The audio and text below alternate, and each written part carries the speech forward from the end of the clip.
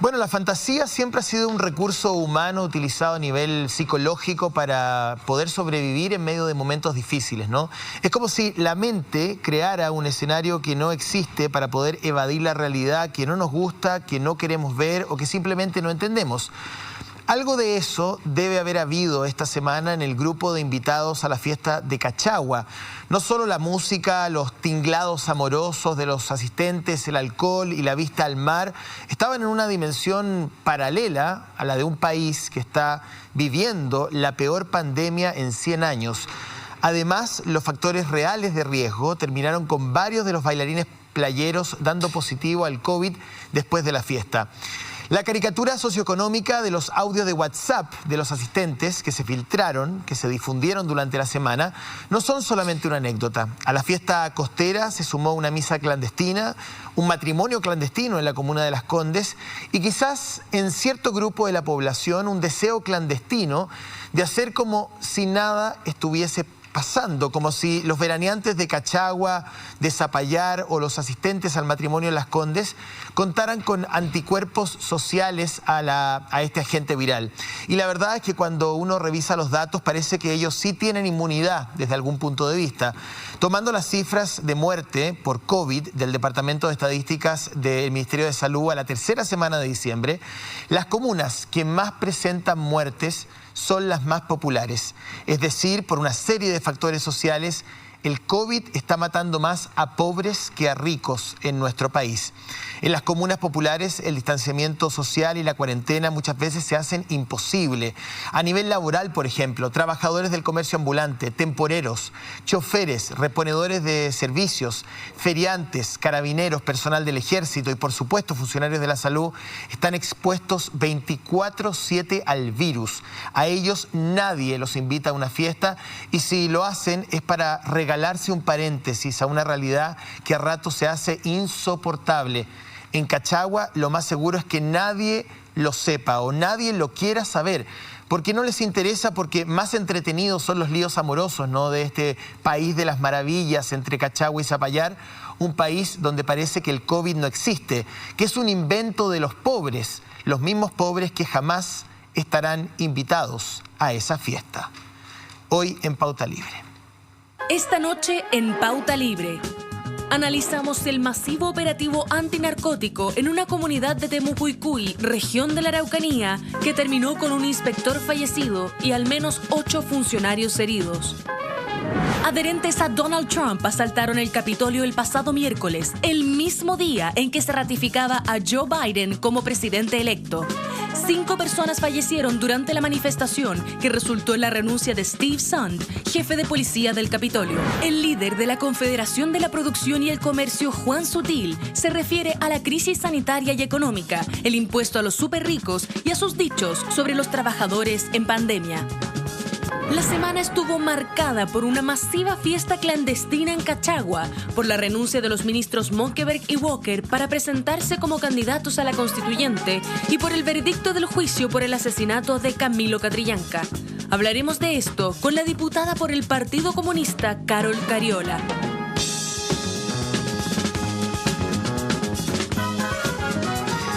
¿Qué tal? ¿Cómo están ustedes? Muy buenas noches. Bienvenido a Pauta Libre este día domingo 10 de enero. Antes que nada, lo más importante es saludar a mis compañeros de trabajo. Yasna Levín, buenas noches. Hola, buenas noches. Paula Molina, buenas noches. Muy buenas noches, muchísimas gracias por la invitación. Y estamos con Alejandra Matus desde la ciudad de Nueva York. Alejandra, buenas noches. Buenas noches.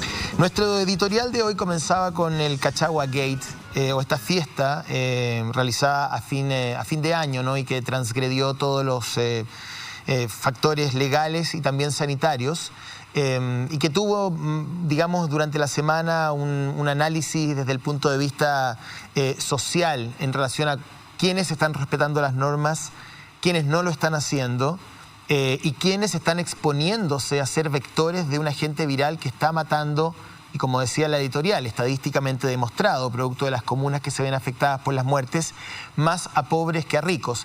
Evidentemente, todos somos, desde el punto de vista clínico, igualmente vulnerables a este virus, a no ser que uno tenga factores de riesgo que lo hacen aún más vulnerable. Pero pareciera que en Chile los factores sociales también constituyen inmunidad. Y probablemente, a raíz de las estadísticas y de los factores, este grupo de muchachos se sienten más inmunes, o lo que es peor, quizás lo son, si uno revisa la capacidad que tienen las clases populares de cumplir con la cuarentena, de cumplir con el distanciamiento social, de cumplir, digamos, con mantenerse en sus casas, feriantes que deben trabajar, carabineros que deben trabajar, choferes que deben trabajar, que nadie los invita a ninguna fiesta, que salen porque tienen que comer. Me gustaría también agregar, y les doy al tiro el paso, los números del día de hoy: 4.181 casos, 59 fallecimientos, y el reconocimiento que hizo también el ministro de Salud a un funcionario de la salud, director del Servicio de Salud del Biobío, el doctor Grant, que yo lo conocí, lo entrevisté algunas veces, un gran hombre que partió luego de agonizar por más de un mes, producto del COVID-19, y que se suma también al jefe de trasplantes de la clínica Indice, al doctor Boltansky, que también falleció ya hace algunas semanas atrás. Dos hombres que entregaron su vida por la salud en nuestro país y que hoy día ya no están, producto de esta maldita pandemia. Esa fue mi introducción, Yasna. Irritante.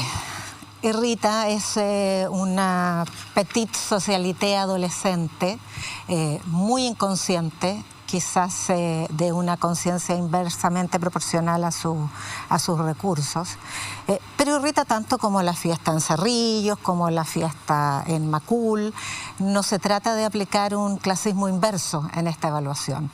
Lo que explica la irritación es el hecho de que son jóvenes que han tenido oportunidades de recreación, a pesar de los embates de la pandemia, que han tenido recursos, acceso a la información. Irrita que son hijos de quienes tienen la responsabilidad de sacarnos de esta pandemia desde el punto de vista económico, político, son hijos de la élite. Y por lo tanto es una demostración más de un pequeño grupo de adolescentes que son tan inconscientes en La Legua como en Las Condes, sí, pero con condiciones, y entiendo tu punto y lo voy a reforzar, con condiciones para poder sortear las dificultades de la pandemia infinitamente mayores, y con acceso a información, a educación y a cultura que debiera convertirlos en agentes de conciencia y en agentes de difusión y de comunicación de riesgo. ¿Cuántos contagios más vamos a estar lamentando el próximo domingo en este programa por causa de esas fiestas clandestinas? En Cachagua ya lo saben. Claro, uno podría decir, a mayores privilegios, mayores responsabilidades de alguna u otra forma, y yo hacía el paralelo en la semana respecto a que no voy a avalar ni a justificar una fiesta en Cerrillos, en Puente Alto, pero cuando tú vives en una casa pequeña, con muchísima gente, cuando tu contrato está suspendido, cuando ganas 100, 200, 300 mil pesos, cuando no puedes hacer distancia social por razones físicas, cuando tienes un puesto en la feria, si me invitan a una fiesta en la esquina, quiero también tratar de pasar por esa situación compleja que estoy viviendo. Pero si yo tengo una casa en la dehesa con una piscina, me puedo quedar en mi piscina con un amigo. No hay para qué irse a Cachagua. Paula Molina. Yo quiero hablar de otros jóvenes, quiero hablar de algo que pasó un poco bajo el radar y que tiene que ver con la PTU, ¿no es cierto? Los jóvenes que están dando la prueba para ver si cumplen ese sueño, esos anhelos de ir a la universidad, un sueño que varios aquí cumplimos, ¿no es cierto? Conversaba esta semana con Ernesto Treviño, que es experto en educación, con estudios en Harvard, y me planteaba que tal como están las cosas hoy en Chile, para 100 de las personas que van a ir a dar la prueba, para 100 de quienes dieron la prueba, a 70 no había que tomarles la prueba. Habría bastado con pedir el informe de los ingresos de su familia o de sus colegios, porque el 70 de ellos entran en función del nivel socioeconómico que tienen. Y los 30, y el otro grupo de 30, que no cuenta con el nivel socioeconómico que garantiza el paso a la universidad, a cumplir los sueños, a poder influir en la vida de la nación, a poder llegar hasta donde tus padres y tus abuelos quizás no llegaron ni soñaron con llegar. Esos 30 son héroes, son heroínas que tuvieron un enorme golpe de suerte o tuvieron una familia que fue capaz de, superando ese destino que estaba escrito en ellos antes de que tomaran un cuaderno, les permite llegar a la universidad. Creo que lo que hay acá y lo que nos recuerda esa cifra, porque esos jóvenes tampoco fueron invitados a la fiesta de Cachagua, tiene que ver con una falla en nuestro sistema educativo que no hemos querido ver y que tiene que ver con esa profunda desigualdad que se sigue marcando, pero también en el sector de los jóvenes de Cachagua, con una educación que no cumple con los mínimos que son en ciencia, por ejemplo, comprender cómo funcionan los contagios, en biología, y comprender que somos parte todos de un solo sistema y que allí donde me contagio yo, voy a contagiar a una persona que a lo mejor trabaja en mi casa o una persona que vive con la persona que trabaja en mi casa, con alguien que fue a hacer el jardín o con mi abuelo o con personas más vulnerables. Entonces lo que yo veo es una falla que tiene que ver con todo nuestro sistema, una necesidad de mejorar nuestra educación, una necesidad de convertirnos en una sociedad más justa, más desigual, donde todos comprendamos que el destino de quienes están en la playa y de quienes no pueden ir a la playa porque están trabajando, están unidos y están amarrados. Y para eso necesitamos muchísimo, muchísimo más. Quiero además hacer una cita para La plaga, la peste, de Albert Camus, que es un libro o de Albert Camus, que a lo mejor leyeron en el colegio y que ha estado circulando muchísimo en tiempos de pandemia, donde él describe una plaga en algún momento a mitad del siglo XX. Y uno de los personajes principales dice, algunos creen que para detener una peste, una plaga, una pandemia, se necesita heroísmo.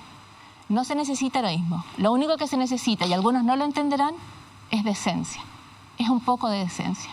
Yo creo que nos ha faltado educación y nos ha faltado decencia para comprender que todos juntos y ninguno por sí mismo se va a salvar o va a lograr que salgamos adelante de esta pandemia. Alejandra Matus. Bueno, tú hablaste de la palabra inmunidad. Yo creo que la palabra es impunidad, porque lo que este sector social siente respecto de sí mismo es que está por encima de la ley y las normas que rigen a todo el resto. A todo el resto no solamente son los pobres, todo el resto son los no ricos, los que no tienen casas en Cachagua, que es como el 99,9% de la población. Y yo creo que por eso causa tanta irritación, porque efectivamente desde el lenguaje que usa la prensa para describir lo que sucede, hasta el trato policial o sanitario es distinto. Y esto se suma a numerosos otros privilegios que incluso algunas autoridades han demostrado. El presidente Piñera en el funeral de su tío, el viaje de Cecilia Morel a Miami y así. Entonces, parece que las normas, los resguardos sanitarios rigen para el 99,9% de la población y no para el resto, para las personas que tienen que pedir permiso para ir a ver a sus familiares y no para los que viajan y pueden viajar sin obtener ningún permiso especial fuera de Chile. Yo creo que esa desigualdad ante la ley es lo que convierte a Chile en una democracia imperfecta, porque la gracia de un sistema democrático real es que todos somos iguales ante la ley, somos todos iguales en dignidad, en derechos y también en deberes. Y esto es una demostración de que eso no es así.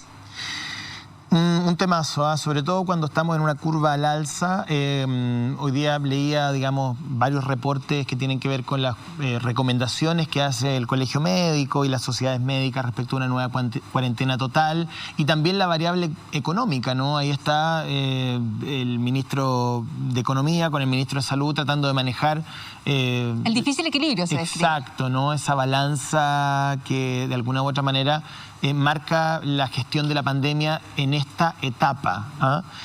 No sé si tienen otro tema. ¿No? Desde el inicio sí. Ha sido así. Desde el inicio yo creo que es un equilibrio que se intenta alcanzar o que se buscó en distintos países y en algunos con resultados muy, muy lamentables. O sea, podemos recordar lo de Suecia, donde apuntan a la inmunidad de rebaño con un costo enorme por el cual salen a pedir disculpas las más altas autoridades, desde el rey, entiendo yo. Por lo tanto, yo creo que no hay equilibrio.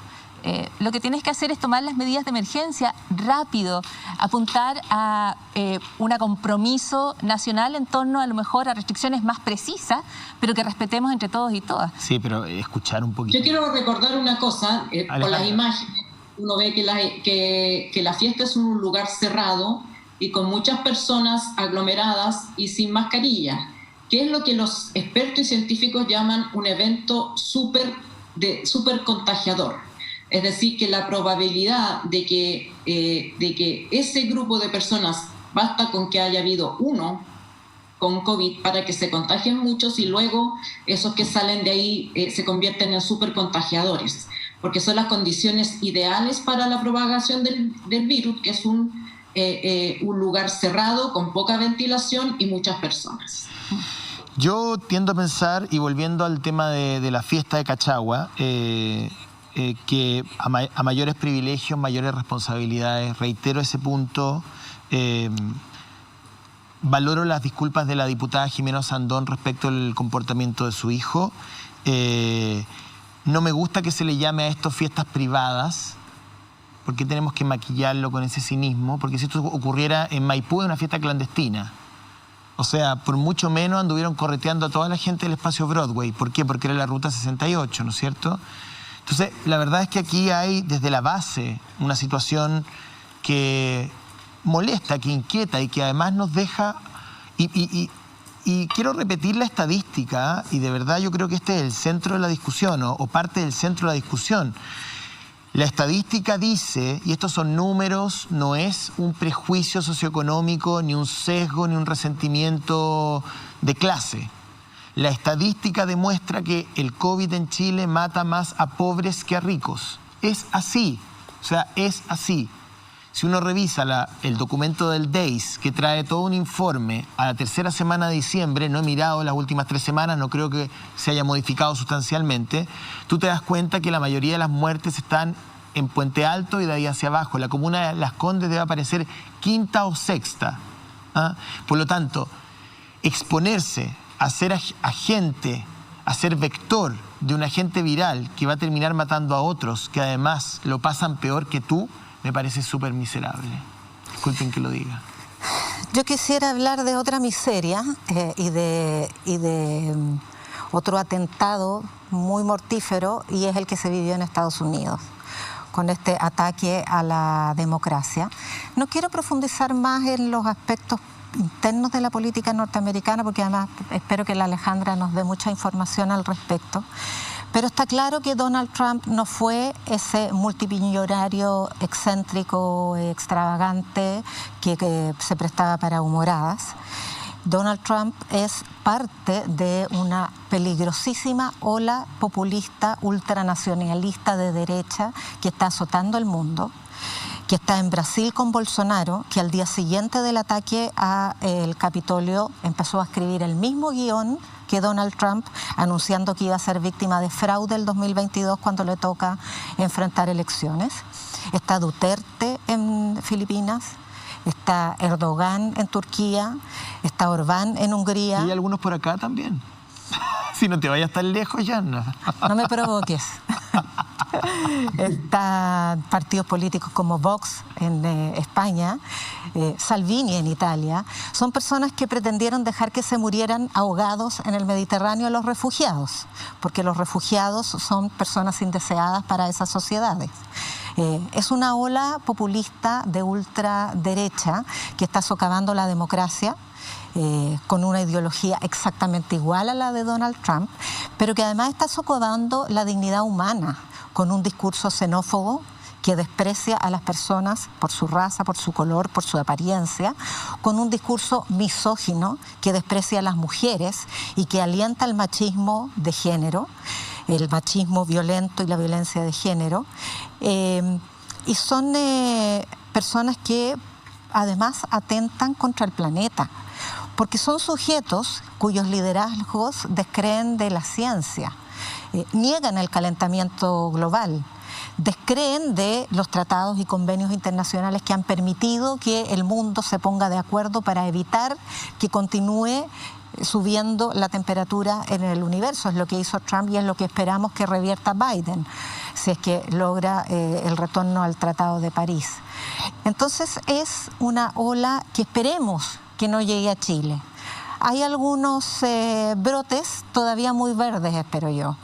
Pero tengo la impresión de que estamos más bien en presencia de buenas noticias. Estamos en un proceso constituyente que ha canalizado esa ola de afección que significa aquello que alienta el populismo ultranacionalista. Déjame terminar esa idea. Punto, sí. Aquello que alienta el populismo ultranacionalista, ¿qué es? Es la desigualdad, es el discurso de odio, es el uso abusivo de las redes sociales, es la corrupción. Ese es el caldo de cultivo que ha generado, que ha sido propicio para el levantamiento de estos liderazgos populistas o de estos movimientos de ultraderecha nacionalistas en Europa. En Chile tenemos desigualdad, tenemos corrupción, tenemos discursos de odio, pero afortunadamente tuvimos un movimiento social que encauzó ese odio en una senda democrática, en un proceso constituyente que yo veo con mucho optimismo a partir de los últimos datos, y con esto termino, José Antonio, porque me he enterado que hay 500.000 de personas que patrocinó candidaturas independientes para la Convención Constitucional.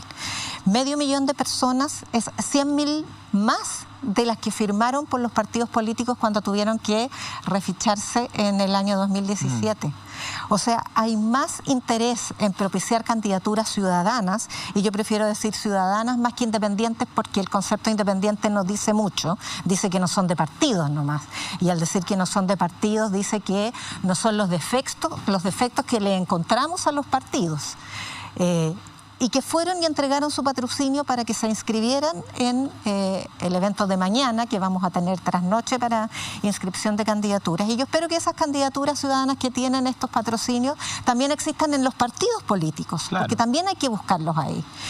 Y que también permitan proteger o sanar a los partidos políticos de estos vicios, porque también abunda el populismo nacionalista allí donde no hay un sistema de partidos políticos sano. Y hay que cuidar. O donde lo hay. O sea, hoy día la columna, yo estoy 100% de acuerdo con Daniel Matamala hoy día en la tercera, que da en el punto. O sea, porque Trump llegó donde llegó gracias al Partido Republicano.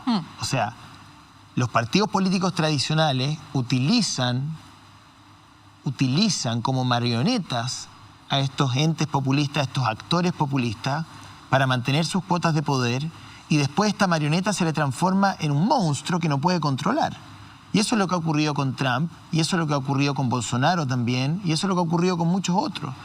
Bueno, Daniel Matamala lo lleva al escenario local y hace una comparación ahí de los pactos de la centro-derecha con el Partido Republicano, por ejemplo. Yo no sé si llegaría tan lejos, pero creo que él tiene un punto ahí. O sea, ¿cuán responsable del delirio de Trump es Trump? ¿Y cuán responsable del delirio de Trump es el Partido Republicano que lo puso donde él está ahora? Alejandra Matus.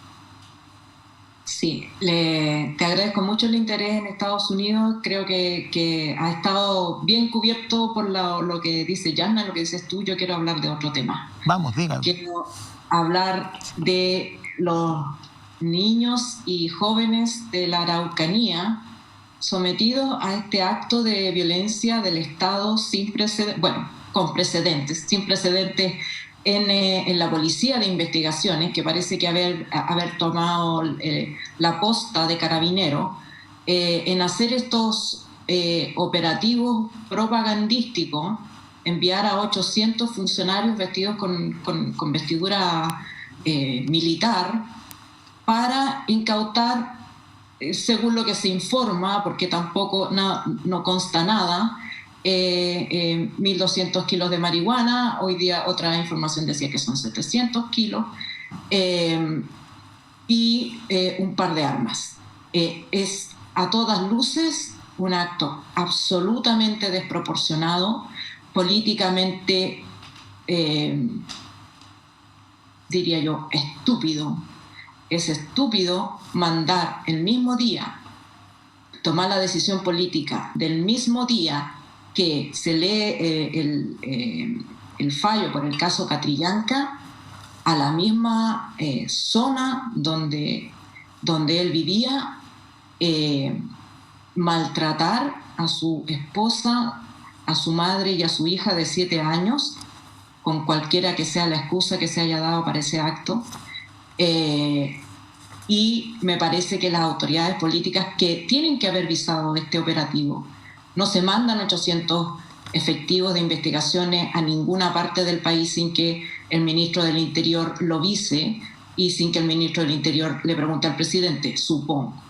Si lo hizo el director de investigaciones por cuenta propia, también me parece que con mayor razón tendría que dar explicaciones. Alejandra. Pero esto me parece un castigo a un sector de la población con una excusa barata y que, según la propia información que entrega la policía, y vuelvo a decir que que también me parece dudosa porque ya estamos acostumbrados a los montajes. Yo mientras no vea evidencia concreta no tengo manera de creer que lo que se dice es cierto.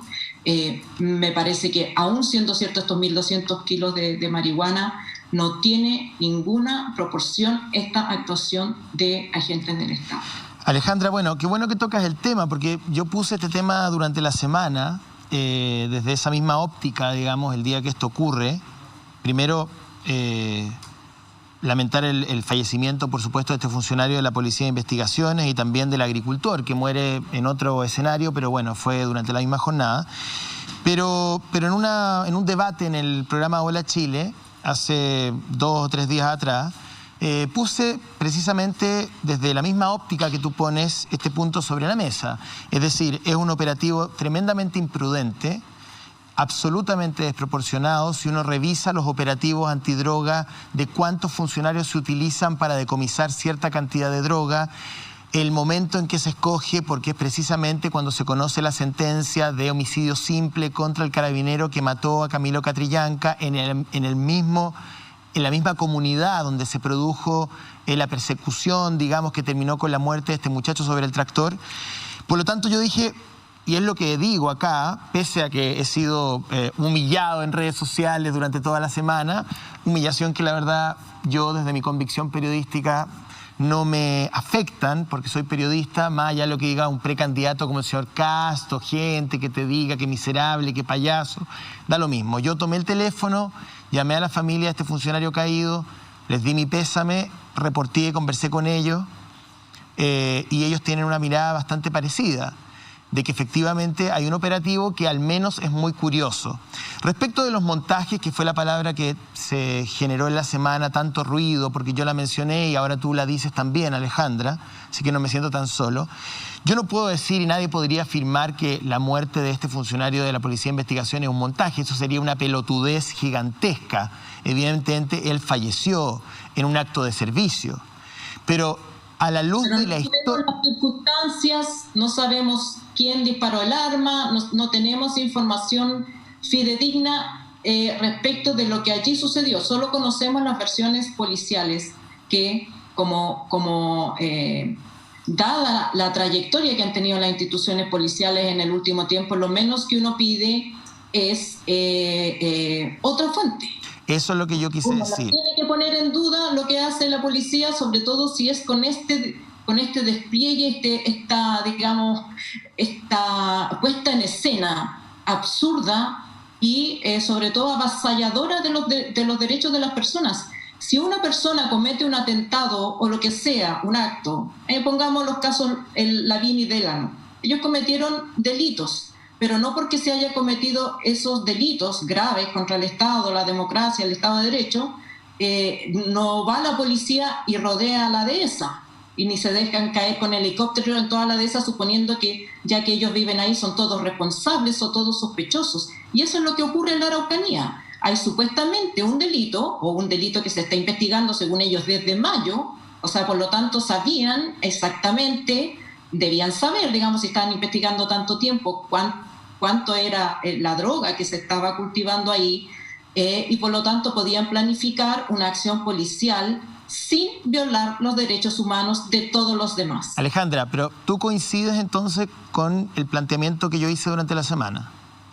Coincido porque si fuera un accidente, ya el presidente tendría la renuncia al director de investigaciones.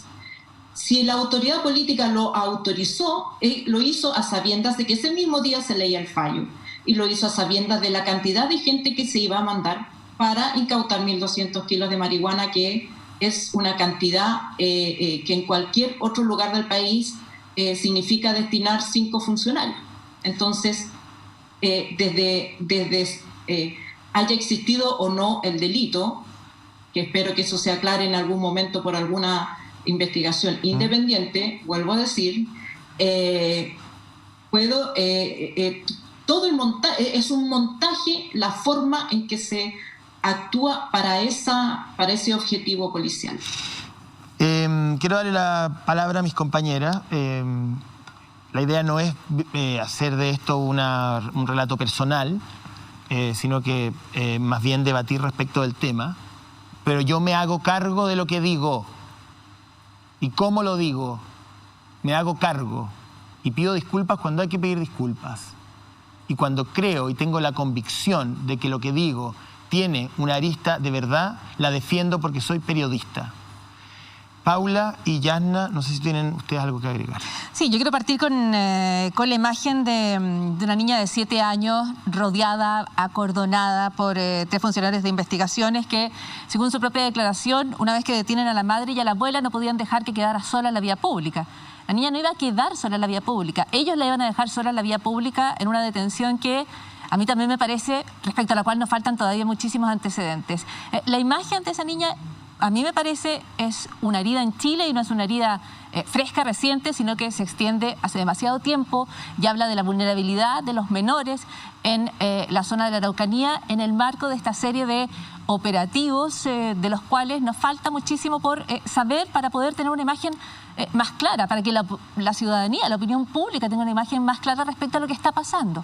Yo creo que cuando se vive una jornada como la que se vivió ese día, donde la condena por homicidio simple contra el ex sargento Carlos Alarcón por el homicidio de Camilo Catrillanca pasa prácticamente desapercibida en medio del resto de los hechos que escandalizan, preocupan y duelen, a mí me parece que marca un día donde en el menor de los casos hay una combinación de falta de inteligencia, quizás diseño político, quizás mala intención. No podemos descartar que en esa combinación letal tuvimos un día para el olvido. No solo la imagen de la niña de 7 años flanqueada por la Policía de Investigaciones, cuestión que ningún niño en ningún lugar del mundo debería encontrarse en esa situación. No veo que amerita, que podría haber hecho una niña de 7 años, quienes son padres o madres o han visto un pequeño de 7 años, saben de qué manera es una persona a la cual se debe proteger y en ningún caso acordonar ni rodear.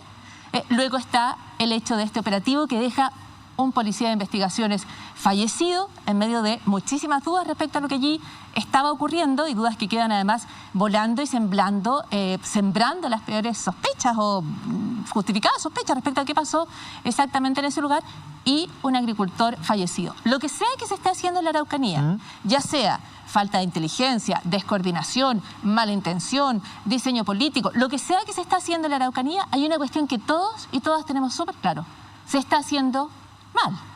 Y la jornada del 7 de enero solo lo refuerza. Y el ingreso del narcotráfico...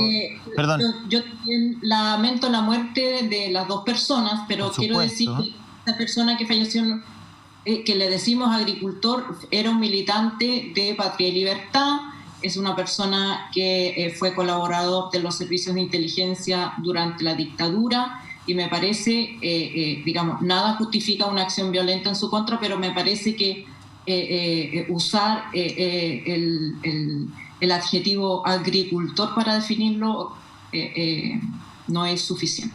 Yo solamente lo pasa, Yasna, tenemos que ir al corte porque está muy interesante la discusión. Pero quiero decir una cosa: la responsabilidad de todo lo que está ocurriendo en la Araucanía es exclusivamente de la incapacidad del Estado de Chile de dar una respuesta política, empática, sensata y justa con los pueblos originarios de nuestro país. Yo no voy jamás a avalar a que se relacione el crimen organizado con el movimiento indígena. No lo voy a avalar nunca. He hecho muchas investigaciones, he leído muchísimo del tema, he conversado con gente en la zona y efectivamente hay narcotráfico, efectivamente hay delito, pero creo que una cosa y la otra deben ir absolutamente en paralelo, porque eso habla de nuestra propia dignidad en relación a cómo entendemos nuestra historia. Yasna. Lo que pasa, José Antonio, es lo que tú mencionas, son fenómenos que parasitan del conflicto político indígena. Hay un conflicto político no resuelto de larga data, con irresponsabilidad de muchos gobiernos de distinto signo, y el narcotráfico, la delincuencia, el robo de madera, son fenómenos que parasitan de ese conflicto político y por lo tanto, mientras no se resuelva el conflicto indígena, la reivindicación del mundo indígena, no se van a resolver, por tanto, los pequeños parásitos que orbitan en torno a él. Lo que vimos el otro día, además, a mí me parece que es lo más cercano a lo que se llama o se solicita como militarización de la Araucanía. porque fue un operativo policial, pero completamente militarizado en su forma, en su logística e incluso en el desenlace fatal que tuvo, a pesar de que no era el objetivo obviamente buscado. Y me recuerda el peligro al que nos podemos ver enfrentados por situaciones similares en otras partes del mundo y en otros momentos de la historia, pero no tan antiguos, como masacres brutales que se han producido cuando los militares intervienen en conflictos indígenas, porque los militares son personas que están formadas para la guerra y en las guerras se propina el mayor daño posible. Cuando personas preparadas para propinar el mayor daño posible a su enemigo se ponen enfrente de una comunidad indígena en conflicto social, generan el mayor daño posible. Exacto. Y si no, pregúntenle a las víctimas del genocidio en Guatemala durante la Guerra Civil del 81-82, o pregúntenle a la comunidad indígena de la Amazonía peruana en la matanza de Bagua o Baguazo. Esas son las cosas que pasan cuando ponemos a los militares a hacer el mayor daño posible, que es lo que deben hacer y para lo cual profesionalmente están preparados, pero frente a enemigos igualmente armados, no frente a una comunidad indígena en conflicto social. Yasna Levin, Paula Molina, Alejandra Matus, conversamos con Juan Sutil, que ya está aquí con nosotros, va a entrar al estudio luego del corte. Podríamos decirte que llevan 24 años en el mercado del manejo de plagas, que crearon el programa 3E Evoluciona Eliminando Ecológicamente, programa que educa a sus clientes para que en conjunto logren mantener sus espacios libres de plagas, virus y bacterias. Podrían decirte mucho más, pero lo más importante es que están aquí para ayudarte. Se trata de Fulpi, manejo integrado de plagas. Más información en su completa página fulpi.cl. Agradecemos a nuestros tuiteros leales que nos hacen trending topic todos los días domingo y leo yo habitualmente, digamos, durante el programa cuáles son sus inquietudes, preguntas y lo tratamos de incorporar en la medida de lo posible en nuestra pauta del día. Además, ¿sabías que Mora Pavich Odontología nunca dejó de atender en pandemia? La vocación de servicio de un equipo comprometido los mantuvo atendiendo las urgencias y necesidades dentales impostergables de miles de sus pacientes. Tomaron todas las medidas de seguridad basados en la evidencia científica y normativa. Fueron un pequeño aporte al sistema de salud. Ahora, más que nunca, los invita a retomar sus tratamientos dentales con los mejores estándares de seguridad. Puedes ingresar a morapavich.cl y de esa manera podrás agendar tu próxima cita. También te puedes contactar al siguiente teléfono, 22-656-9060, 22-656-9060. Maxito, no se suba tanto, que queda así con el cartel, ¿eh? Así. Ya. Vamos a conversar con el primer entrevistado de la noche. Se trata del presidente de la CPC, don Juan Sutil, que se encuentra junto a nosotros. Estamos con Yasna Levin, con Paula Molina, con Alejandra Matus a través de Zoom, que está en Nueva York. Gracias por venir a nuestro programa, don Juan. Muchas gracias. Y aprovecho a saludar a la Yasna y a la Paula y a la Alejandra. Quería partir por un análisis general, ¿no?, de la situación en la cual está el país y cómo el sector empresarial ve lo que va a ser una recuperación económica que va a estar cruzada por la constitucional, cruzada por las elecciones de alcalde, gobernadores regionales, la presidencial también. O sea, es un año en términos, digamos, políticos muy convulsionado y sabemos que cuando eso ocurre, esa ecuación siempre tiene una incidencia en la economía. ¿Qué análisis hacen ustedes desde el mundo empresarial respecto a lo que se viene en el 2021? Bueno, primero hay que hacer un análisis de lo que nos ocurrió el 2020. Hemos tenido una crisis económica muy severa. Hemos perdido casi algo más de 2 millones de empleos, que se han recuperado ya aproximadamente cerca de 800.000. Y eso tiene mucha dolor para mucha gente, para muchas familias. También hay que decir que junto con eso hemos tenido una caída en la economía producto de las medidas que se han tomado para proteger la salud de todos los chilenos. Eso hace que la economía en su conjunto, este año esperemos una caída cercana al 6%.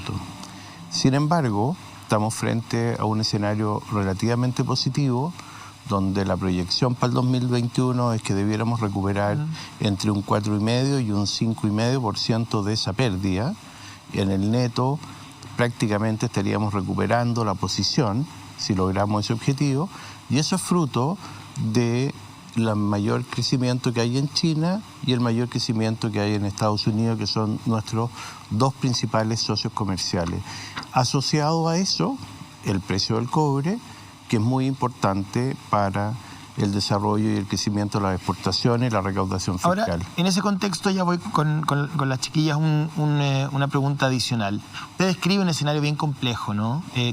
Lo que nos pasó el 2020 y lo que viene el 2021, con una recesión además a nivel internacional, con un desajuste en el valor de los commodities, que se recuperan y caen, en fin.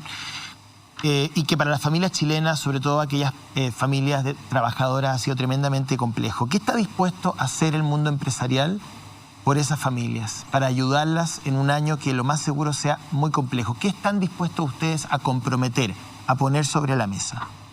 Bueno, yo creo que nosotros hemos redoblado las empresas, que las empresas las hacemos los trabajadores y los empresarios, hemos redoblado todo nuestro esfuerzo por avanzar, crecer, mejorar y dar mejor recuperación y trabajo.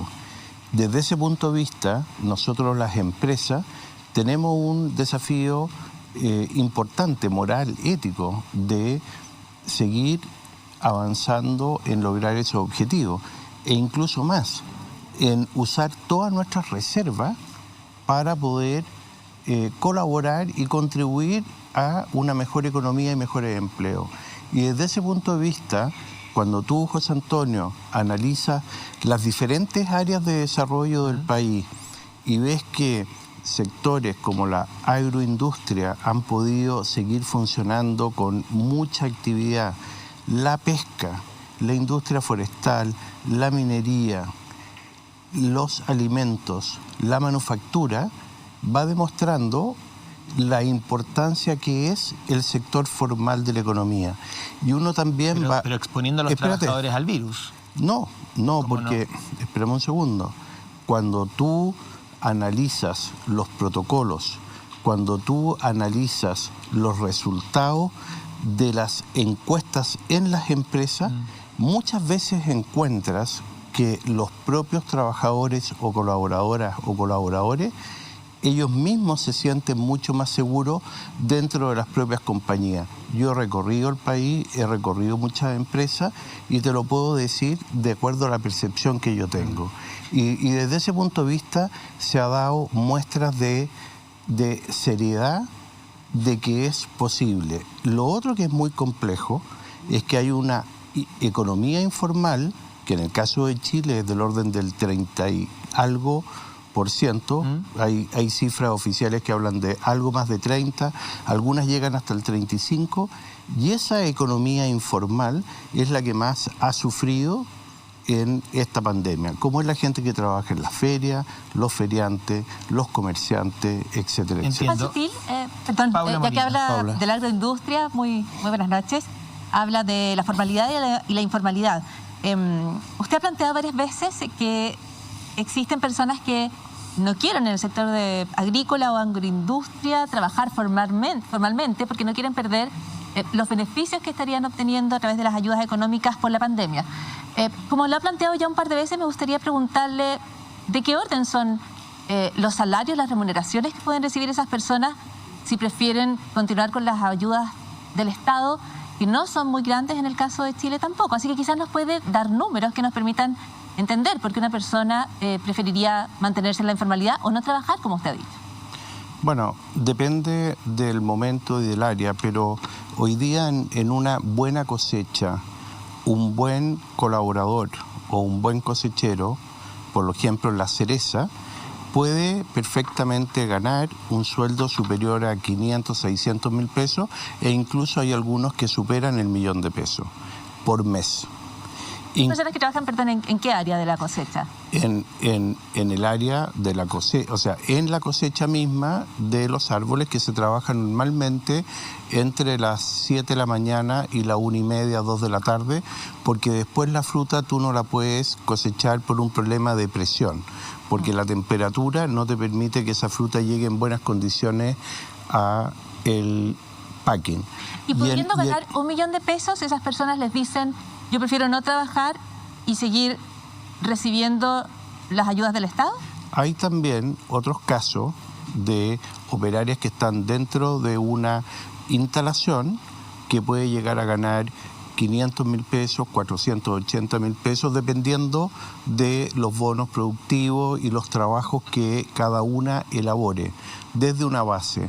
Pero yo te diría que en general lo que uno tiene que tener más o menos claro es la siguiente cifra, Paula. En Chile, el sueldo promedio de Chile es aproximadamente 700.000 pesos, 680 según la última cifra, para ser bien exacto. ¿El sueldo promedio? El sueldo promedio. ¿De verdad? De verdad. El promedio incorpora los altos sueldos. Hay que el 70% de la población gana menos de 500. Pero déjame terminar, Alejandra, por favor. Sí. Y de eso hay en la empresa formal, eso, el promedio está cercano a los 800.000 pesos, 790 y algo. Para no enredarnos con las cifras. Está bien, es que te lo quiero dar. Y en la informalidad, que yo lamento que sea así, es del orden de 400.000 pesos. Entonces, cuando tú lo llevas eso al sector agroindustrial que tú me estás preguntando, en estos periodos y en estas épocas, los sueldos son muchísimo más altos. Juan, perdón, ¿qué vendedor en el retail, que es empresa formal, gana 800.000 pesos? Sí, cuando uno podría conversar con cualquier trabajador del retail, que además trabaja de sol a sol y gana un poquito más que el mínimo. Se lo digo porque conozco a muchos. Bueno, puede ser que tú lo digas, pero yo te estoy hablando de las cifras oficiales que indica el INE y que son absolutamente públicas. Yo creo que el promedio, como usted sabe, como nos enseñó Nicanor Parra, puede ser engañoso, ¿no es cierto? Porque cuenta a los que comen mucho y los que comen poco y saca un promedio, y allí se cuenta gente que recibe muy poco, casi nada, y gente que recibe muchísimo. Pero a la pregunta puntual, para precisar sus dichos respecto a que hay personas que no quieren trabajar en el sector agroindustrial porque prefieren recibir los fondos del Estado. ¿Quiénes son esas personas? ¿Cuántas son esas personas? Mire, hay muchos casos y hay muchos lugares que tú lo puedes reportear, yo te puedo acompañar. Y es el que hace la afirmación. Entonces, cuando dice muchos casos y muchos lugares, te lo digo porque puede generar una confusión razonable, pensar que las personas no quieren tener un salario para recibir beneficios del Estado, que son pequeños, son muy pequeños. Pero, Paulo, mira las realidades. Hay empresas que no han logrado superar el 70% de dotación, otras el 80%, otras han llegado al 85%. En este minuto hay predios que han tenido que abandonar parte de la superficie porque no hay con quién cosechar. Y por eso me preguntas cuánto ofrecen de remuneración para que las personas pero yo te puedo decir, no trabajar. Yo te puedo decir una cosa. Nosotros tenemos un cultivo orgánico de espárrago y hemos llegado a ofrecer hasta 70.000 pesos diarios para poder contar con la cantidad suficiente de colaboradores para poder hacer las labores. Y eso está ocurriendo y yo creo que es bueno que de alguna forma los ingresos suban. Yo creo que es positivo, eso ayuda a mucha gente. Ciertamente. Lo que no es bueno es dos cosas que obviamente para mí hubiera sido mucho más fácil no decir. Pero yo creo que las cosas uno las tiene que decir como son. Pero usted entiende que eso puede ser ofensivo para muchas personas. Yo lo que dije era que hay personas que prefieren mantener la informalidad para percibir los subsidios que el Estado está otorgando. Y eso es una realidad, tú lo puedes reportear y lo puedes ver. Ciertamente, y nuevamente, pero no quiero que sigamos en este loop constante, mi pregunta es ¿cuánto se ofrece a esas personas que prefieren recibir las ayudas del Estado, que son, sabemos, todavía muy insuficientes? Bueno, pero creo el ingreso familiar de emergencia durante 5 meses fue 100.000 pesos por cada persona que vivía en un hogar. Si un hogar tiene 4 personas, pueden ser 400.000 pesos. Si un hogar tiene 5 personas, son 500.000 pesos. Y a su vez, a eso hay otros subsidios que también son percibidos. Ahora, ¿por qué deberíamos estar esperando subsidios del Estado? Si la verdad es que, a ver, el trabajo... En pandemia, sí. Pero es que en pandemia o no en pandemia... Bueno, pero saquemos la pandemia. O sea, el punto es que en un país que busca medianamente una justicia social, creo yo, no sé, a lo mejor ustedes tienen otra mirada, pero el resultado de mi trabajo, sea cual sea, debería permitirme financiar mi operación mensual, pues, Paula. Bueno, ese es el punto, pues, don Juan. Por supuesto. Entonces, la mayoría de los chilenos, yo no sé qué cruzan ustedes de valores, porque yo no sé cómo el promedio va a ser 800, 600, creo que son valores. ¿Puedo aportar un dato a esta discusión que yo creo que ayuda a ponerla en perspectiva? Las cosechas duran 2 meses, 3 meses, y una persona que gana 1 millón de pesos, que puede ser un sueldo muy deseable, en enero, va a estar 7 meses cesante. Entonces, tiene que prorratear el ingreso de 3 meses en 12 meses. No es tan así, Alejandra, porque después viene tendrá otro ingreso, pero no va a tener, podrá conmigo que no va a tener ese mismo ingreso en marzo. Está bien, pero después tú tienes los trabajos de raleo, tienes los trabajos de POA, tienes los trabajos de formación de los huertos. Por lo tanto, el trabajo no es de 2 meses o 3 meses en general. Pero por ese trabajo no se paga 1 millón de pesos. Esos trabajos son más baratos, porque además tengo entendido que y usted me corrige si no es así, se contratan a estos trabajadores por temporada, por eso se llaman temporeros o reciben ese nombre. Usted contrata a personas con ese sueldo maravilloso por 3 meses y después, si se abre otro trabajo, los vuelve a llamar, pero no los tiene en una planilla todo el año o les ofrece contratos anuales o indefinidos. Lo que ocurre en la agricultura, Alejandra, para que lo entiendas, es que los cultivos son en diferentes momentos, en diferentes etapas. Se cosechan unas frutas en enero, otras en diciembre, otras en noviembre, otras en febrero, otras en marzo, otras en abril, otras en mayo. Y esa actividad, esa labor, la van realizando personas que son profesionales de este trabajo, que sí lo hacen muy bien, que sí son gente que está muy bien calificada para sus labores, y eso les permite tener buenos ingresos. Tanto es así, Alejandra, que si tú fijas lo que ocurrió del punto de vista del estallido social, ese estallido social no estuvo presente en el sector agroindustrial ni en los campos, y yo creo que en buena medida es gracias a que los ingresos son superiores hoy día en los sectores rurales que en los sectores urbanos.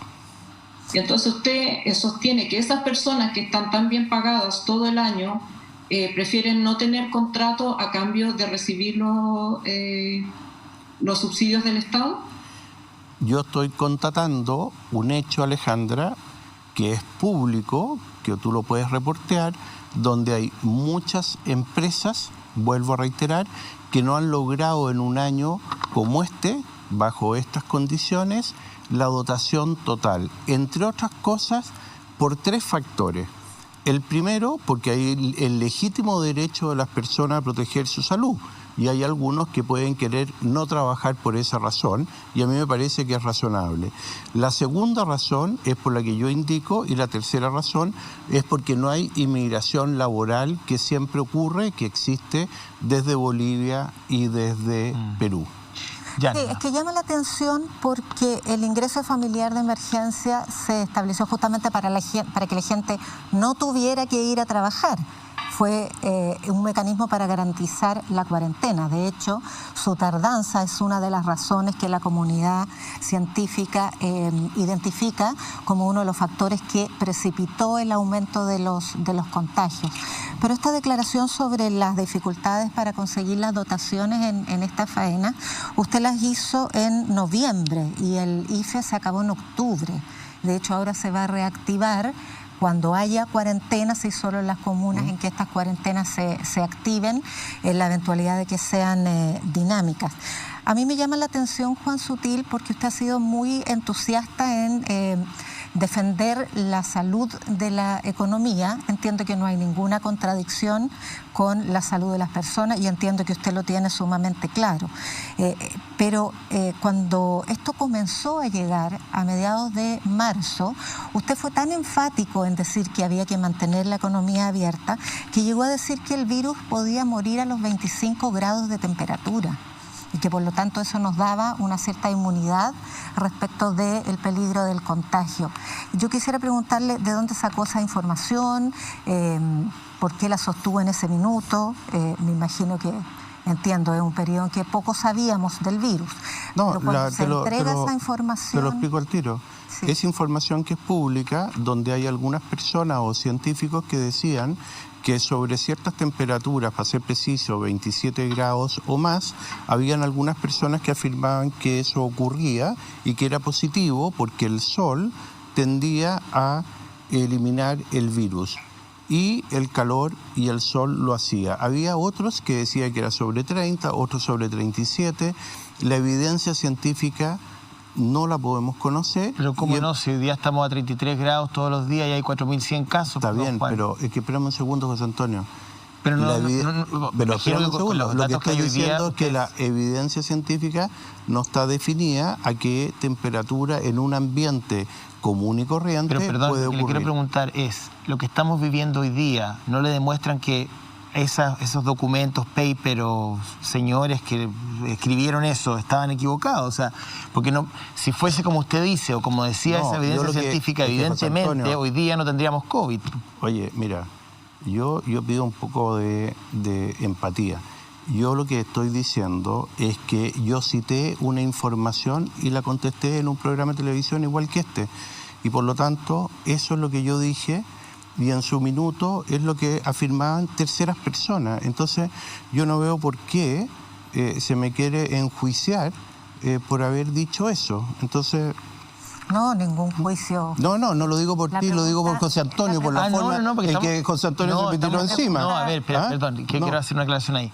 Estamos conversando, don Juan, es una conversación. Entonces, cuando usted dice, mira, hay cierta evidencia, yo estoy simplemente siguiendo una cuota de lógica. Yo le estoy dando la explicación a la Yarna. Por eso, pero... Y tú te cruzaste en una forma que me pareció un poco empática, don Juan, por decirlo así. Es simplemente un tema de sentido común. O sea, si usted dice que efectivamente hizo esa afirmación producto de información científica que había en ese momento, yo le creo. A lo mejor muchos de nosotros creímos cosas que hoy día no son así desde el punto de vista científico, pero a la luz de lo que estamos viviendo, evidentemente esa información no es real. No, por eso que te estoy diciendo, yo te lo dije al principio, claro. La evidencia científica incluso todavía tampoco está definida, entonces esa es la realidad hoy. Hoy hemos pasado prácticamente 9 meses, ya 10 meses, a lo menos acá, y casi un año desde que esto se desató, y todavía se está construyendo evidencia, todavía se está construyendo una mejor manera de enfrentarlo y tratarlo. Sí, es que hay un punto sobre la responsabilidad, porque esa información pudo haber sido falsa, en fin, de todas maneras era falsa, pero pudo usted haber sido víctima de una mala información. El problema es que el entusiasmo por mantener una economía sana y vigorosa, que es un acto de mucha responsabilidad también, lo llevó a firmar protocolos para apoyar el retorno seguro en la nueva normalidad. Y pocas semanas después pasamos a ser el 6º país del mundo con más fallecidos por 100.000 habitantes e incluso el primero del mundo con más contagiados, producto de ese tipo de errores y de ese tipo de situaciones. Pero ya nada, yo tengo la evidencia, acá te la puedo mostrar. Chile está dentro de los países que tiene menor número de muertes y está dentro de los rangos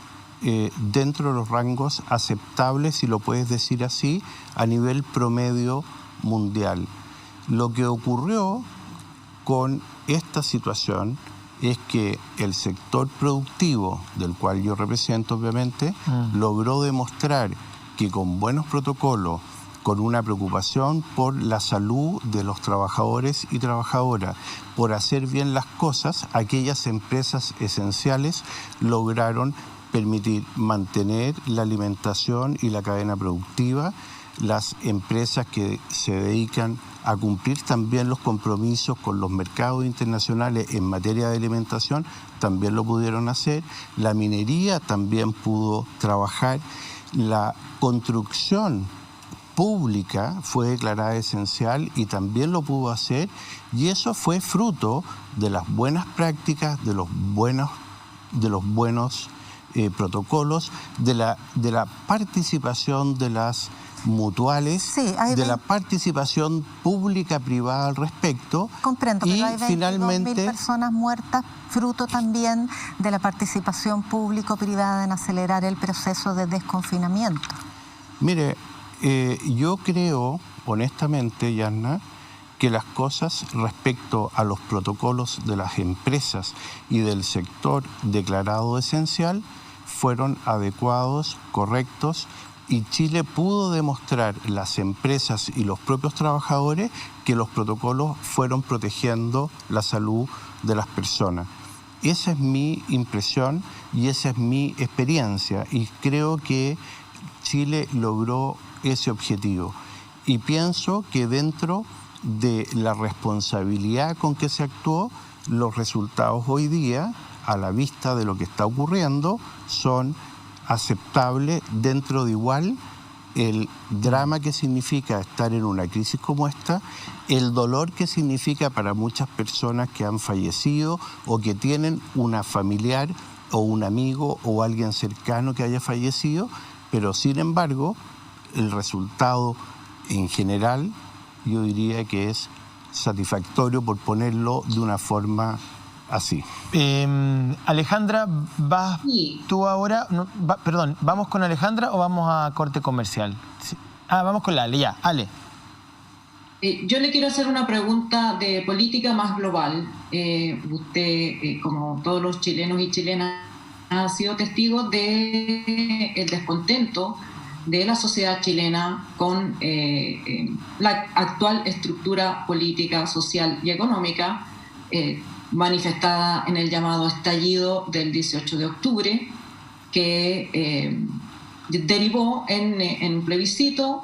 Estamos a punto de elegir en los próximos meses una convención constitucional.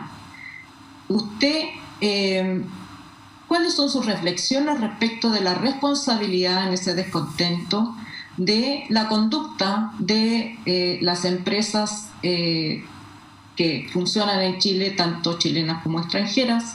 ¿Cuál es la responsabilidad del actual sistema económico en ese descontento? Los salarios en Chile, si bien usted saca un promedio, el 70% de los chilenos y chilenas gana menos de 500.000 pesos.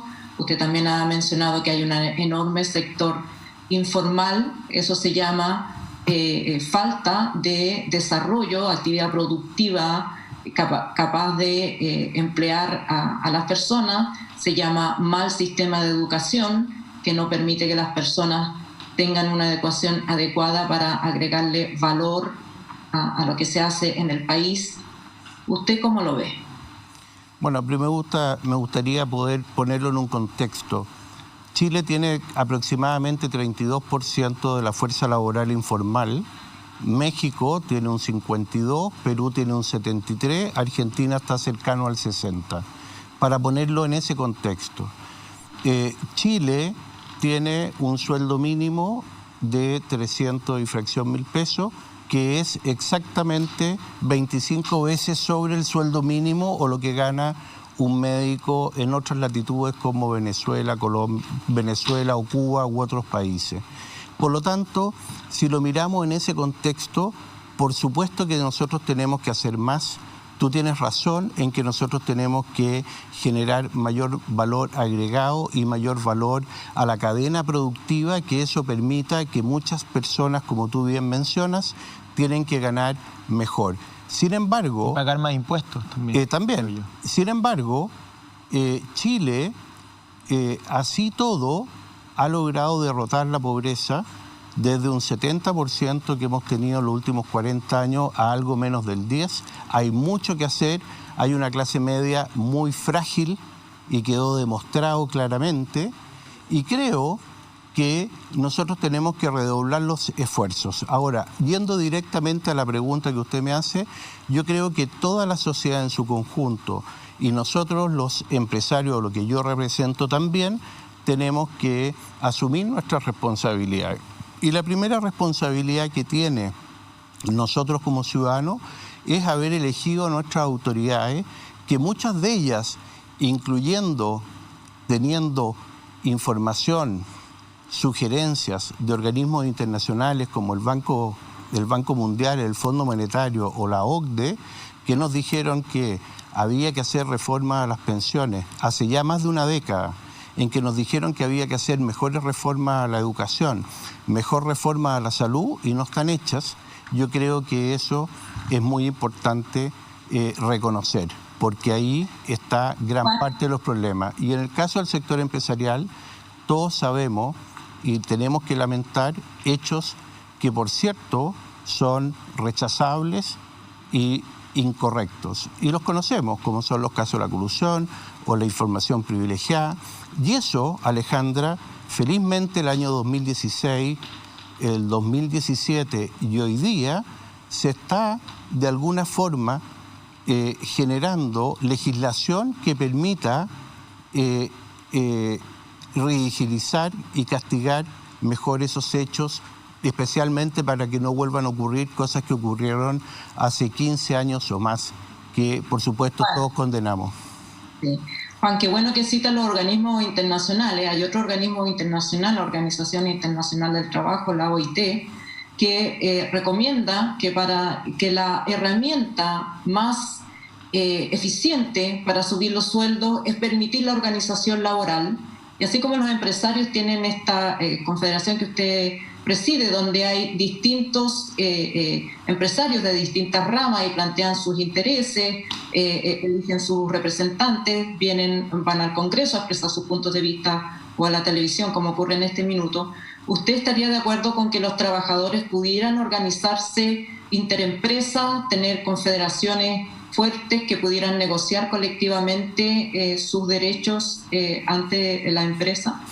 Bueno, nosotros trabajamos con las confederaciones sindicales, estamos trabajando en aquello. ¿Tienen derecho a negociación ramal?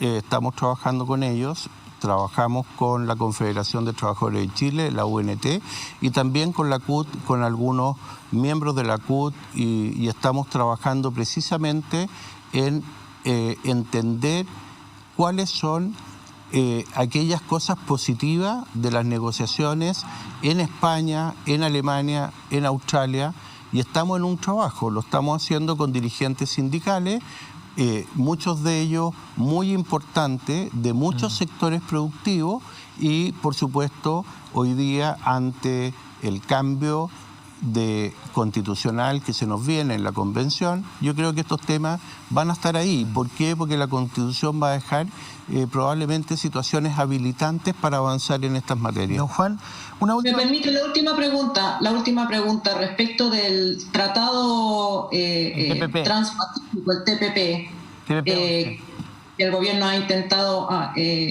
acelerar?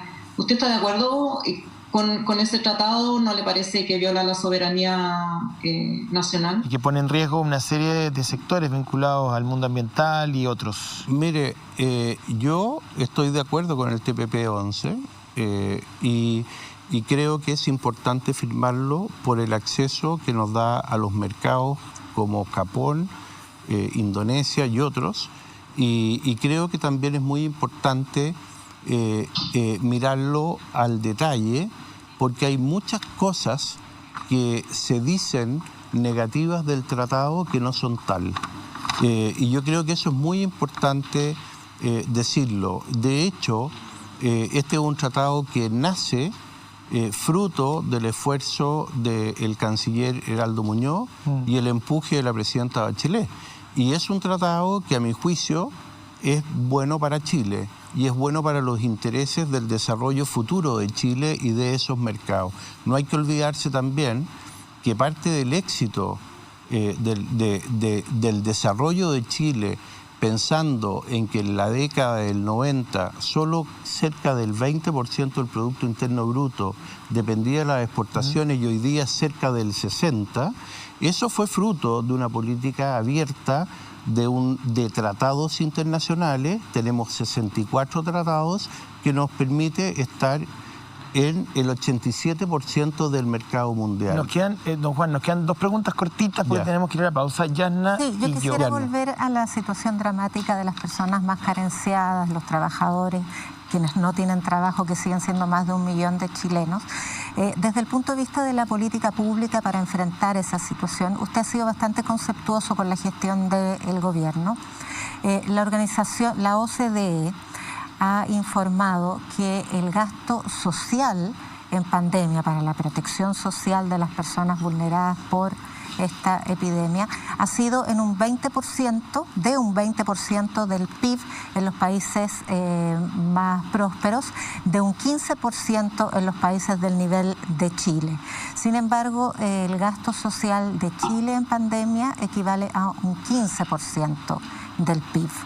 ¿A usted le parece que eso es correcto y sigue manteniendo una buena valoración de la gestión económica del gobierno en esta materia? A ver, yo creo que todos los esfuerzos, Yasna, hay que hacerlo, porque quien más sufre es la persona más vulnerable. Y eso es lo que nosotros tenemos que contribuir como sociedad en su conjunto a colaborar en resolver. Y desde ese punto de vista, por cierto, que si llegáramos a tener nuevamente una situación crítica como que la tuvimos o la que tiene Europa, yo creo que nosotros tenemos que replantearnos cómo ayudar a esas personas y a esas familias. ¿El pago de impuestos está considerado entre esos esfuerzos? Yo creo que nosotros, no solo eso, tenemos que mirar 2 cosas. Los impuestos, que por cierto el sector empresarial puede hacer un esfuerzo, pero también tenemos que mirar los programas y tenemos que mirar el Estado.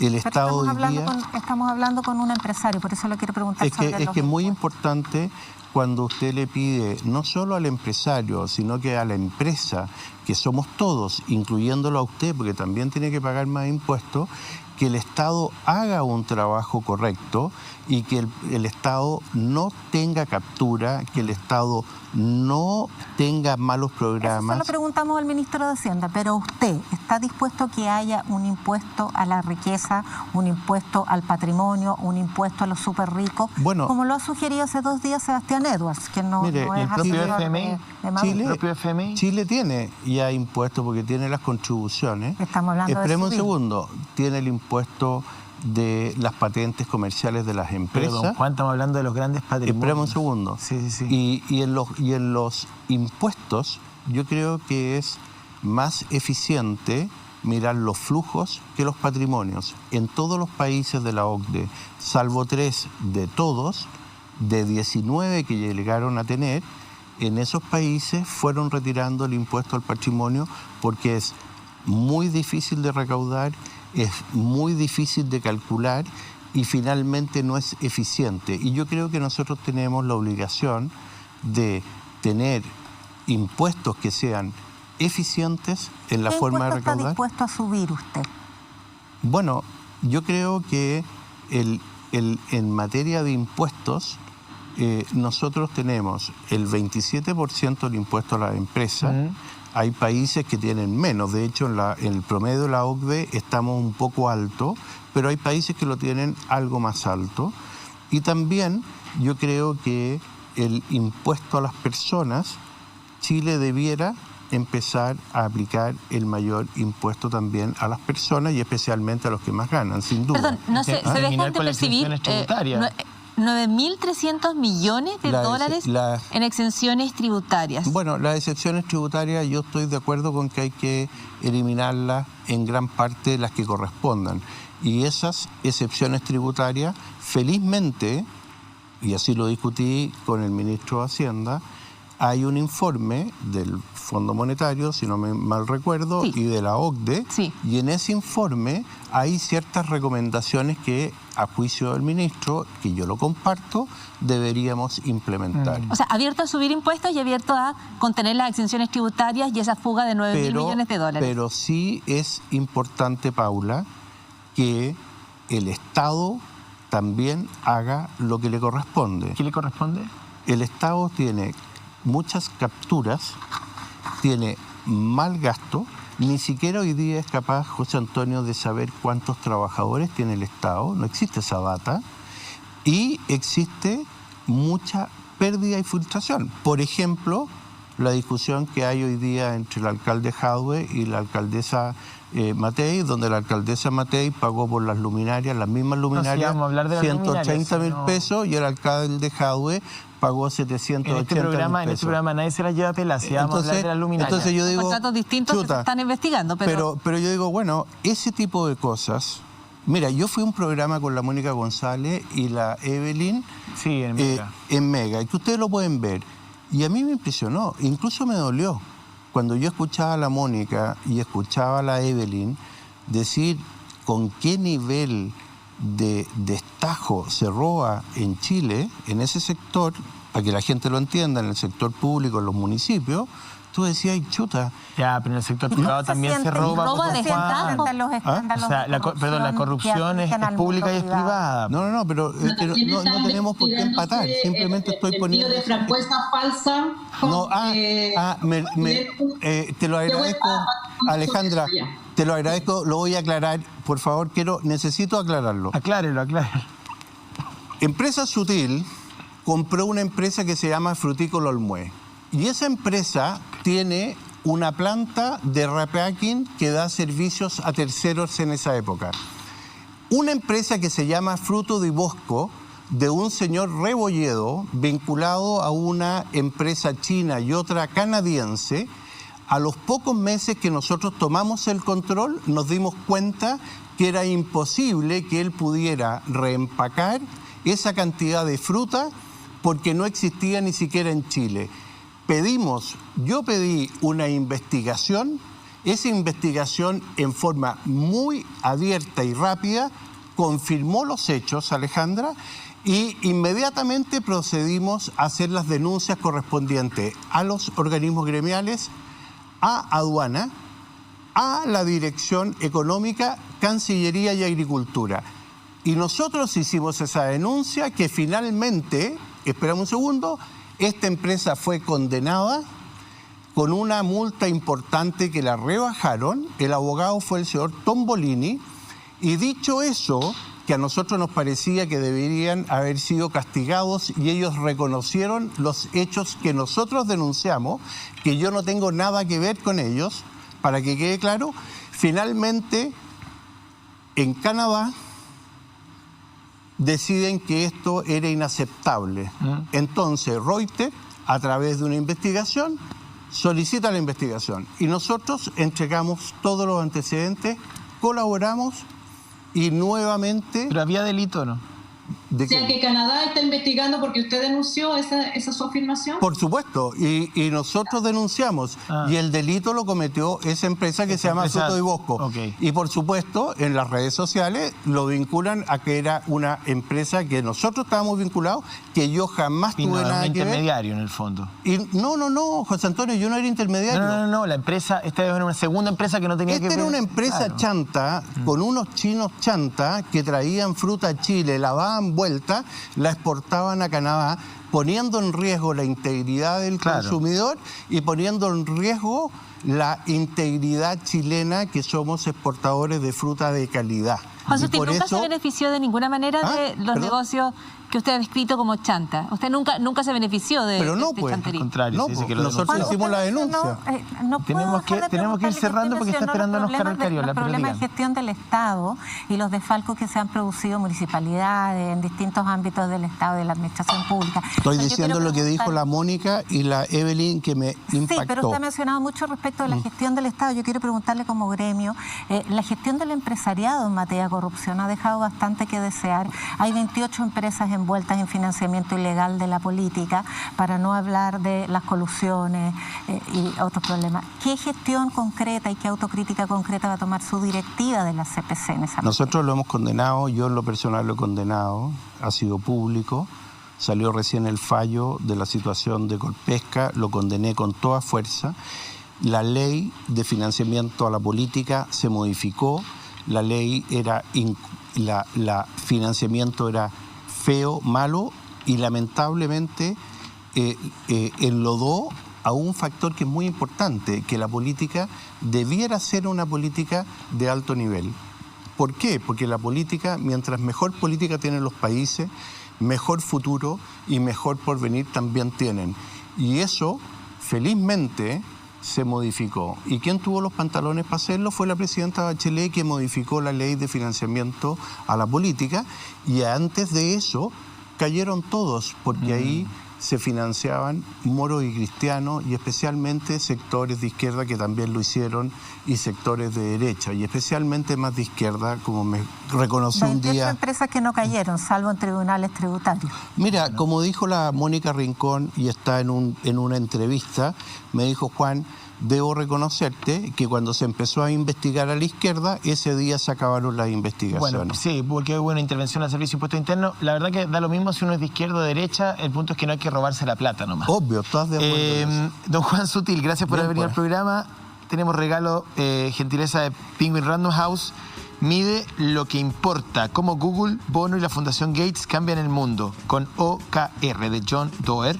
Y tiene regalos también ahí de Marley Café. Excelente, muchas gracias, don Juan. Te voy a decir que eres más generoso que el Checho Irane, me dio más premios. Somos distintos, absolutamente. No tenemos nada que ver, pero tenemos mucho cariño al Checho. Sí. Bueno, somos de la misma colonia, eso sí, pero pensamos diferente. Ya, que esté muy bien, muy buenas noches. Nos vamos rápidamente a la pausa con Yana, Paula y Alejandra. Carol Cariola habla del Partido Comunista. Vamos a comentar el reportaje de La Tercera, del caso Luminarias, del llamado entre el abogado de Jadwe y esta empresa, y eso y más con Carol Cariola al regreso del corte.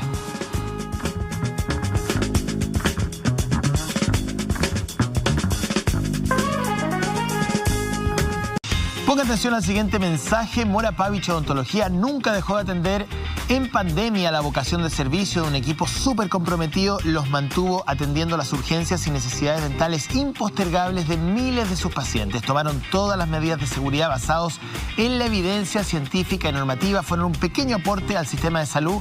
Ahora, más que nunca, los invita a retomar tratamientos dentales con los mejores estándares de seguridad. Puedes ingresar a morapavich.cl, agendar tu próxima cita. Si tienes alguna duda, puedes llamar al 22-656-9060. Estamos haciendo Pauta Libre en directo cuando son las 11 de la noche con 27 minutos, dice mi reloj, para que se confirme que estamos plenamente en vivo e indirecto desde los estudios de la red aquí en Avenida Quilín. Bien, vamos a conversar a esta hora con la diputada Carol Cariola. Carol, ¿qué tal? ¿Cómo le va? Muy buenas noches. ¿Cómo estás, José Antonio? Gusto de saludarlas, Yana, a Paula y también a Alejandra. Que sí, Alejandra está en no la veo. Ahí la veo. Alejandra, sí. Está por ahí. ¿Qué tal? Mucho gusto. Quería partir preguntándole evidentemente por el reportaje del diario La Tercera, ¿no? Que dice la llamada que enreda a Jadwe en el caso Luminarias. Yo, independiente del contenido del reportaje, que puede ser discutible desde el punto de vista político, desde el punto de vista judicial, quiero tomarme un segundo para solidarizar con Leslie Ayala, a quien no conozco, pero leo habitualmente sus reportajes, y ella, yo sé que hoy día en redes sociales ha sido violentamente funada, ha sido atacada, digamos, se ha puesto en tela de juicio su profesionalismo, y me parece que no corresponde. Yo como periodista rechazo cualquier tipo de ataque a una colega periodista, independiente del contenido del reportaje, ¿ok? Eso es materia de otra conversación, pero tiendo a solidarizar con el trabajo de Leslie Ayala, que hoy día ha sido funada en redes sociales producto de este reportaje. Bueno, hay que saber diferenciar el trabajo de los trabajadores de las comunicaciones en relación a las líneas editoriales de los medios de comunicación, que son cosas distintas, creo yo. Bien, quería... a ver, partamos con Alejandra Matus, pues al tiro. Alejandra. yo creo que un político que aspira a la presidencia, cuando se hace una publicación de este tipo, tiene que dar una respuesta más contundente que simplemente decir hay medios de derecha, medios de izquierda, digamos, es un hecho de la causa que puede ser criticado, se pueden publicar antecedentes respecto de su actuación en medios que puede considerar adversarios políticos. Lo importante aquí es saber si la información es correcta. Yo creo que al leer el reportaje de Leslie Ayala, con quien también solidarizo respecto de los ataques, creo que el contenido de la conversación que ella publica de esa llamada telefónica es más que preocupante. Daniel Jadwe y la municipalidad han explicado, han hecho declaraciones en el sentido de que él no recibió dinero, de que, digamos, ha puesto a disposición de la Fiscalía sus cuentas corrientes, sus correos y todo eso, que me parece muy saludable e importante. Pero el punto es que en esa conversación, el contenido de esa conversación es una posible triangulación de aportes de la empresa que está siendo investigada en 20 municipios, incluyendo, por supuesto, Las Condes, Providencia y otros, por posible pago de coimas y cohecho para conseguir estos contratos. Entonces yo creo que la respuesta que uno espera escuchar es saber si se descarta completamente aportes a través de terceros para fines que pueden ser políticos, de campaña, probablemente no fines personales, no enriquecimiento personal, pero para cualquier fin por parte de esta empresa. Entonces el punto es si la respuesta de Jadwe fue suficientemente sólida. No, la pregunta es si eso es lo que quiero saber yo, si se descarta cualquier triangulación de dineros de parte de la empresa Intelcom hacia Daniel Jadwe en cuanto figura política y no en cuanto enriquecimiento personal, que probablemente no existe.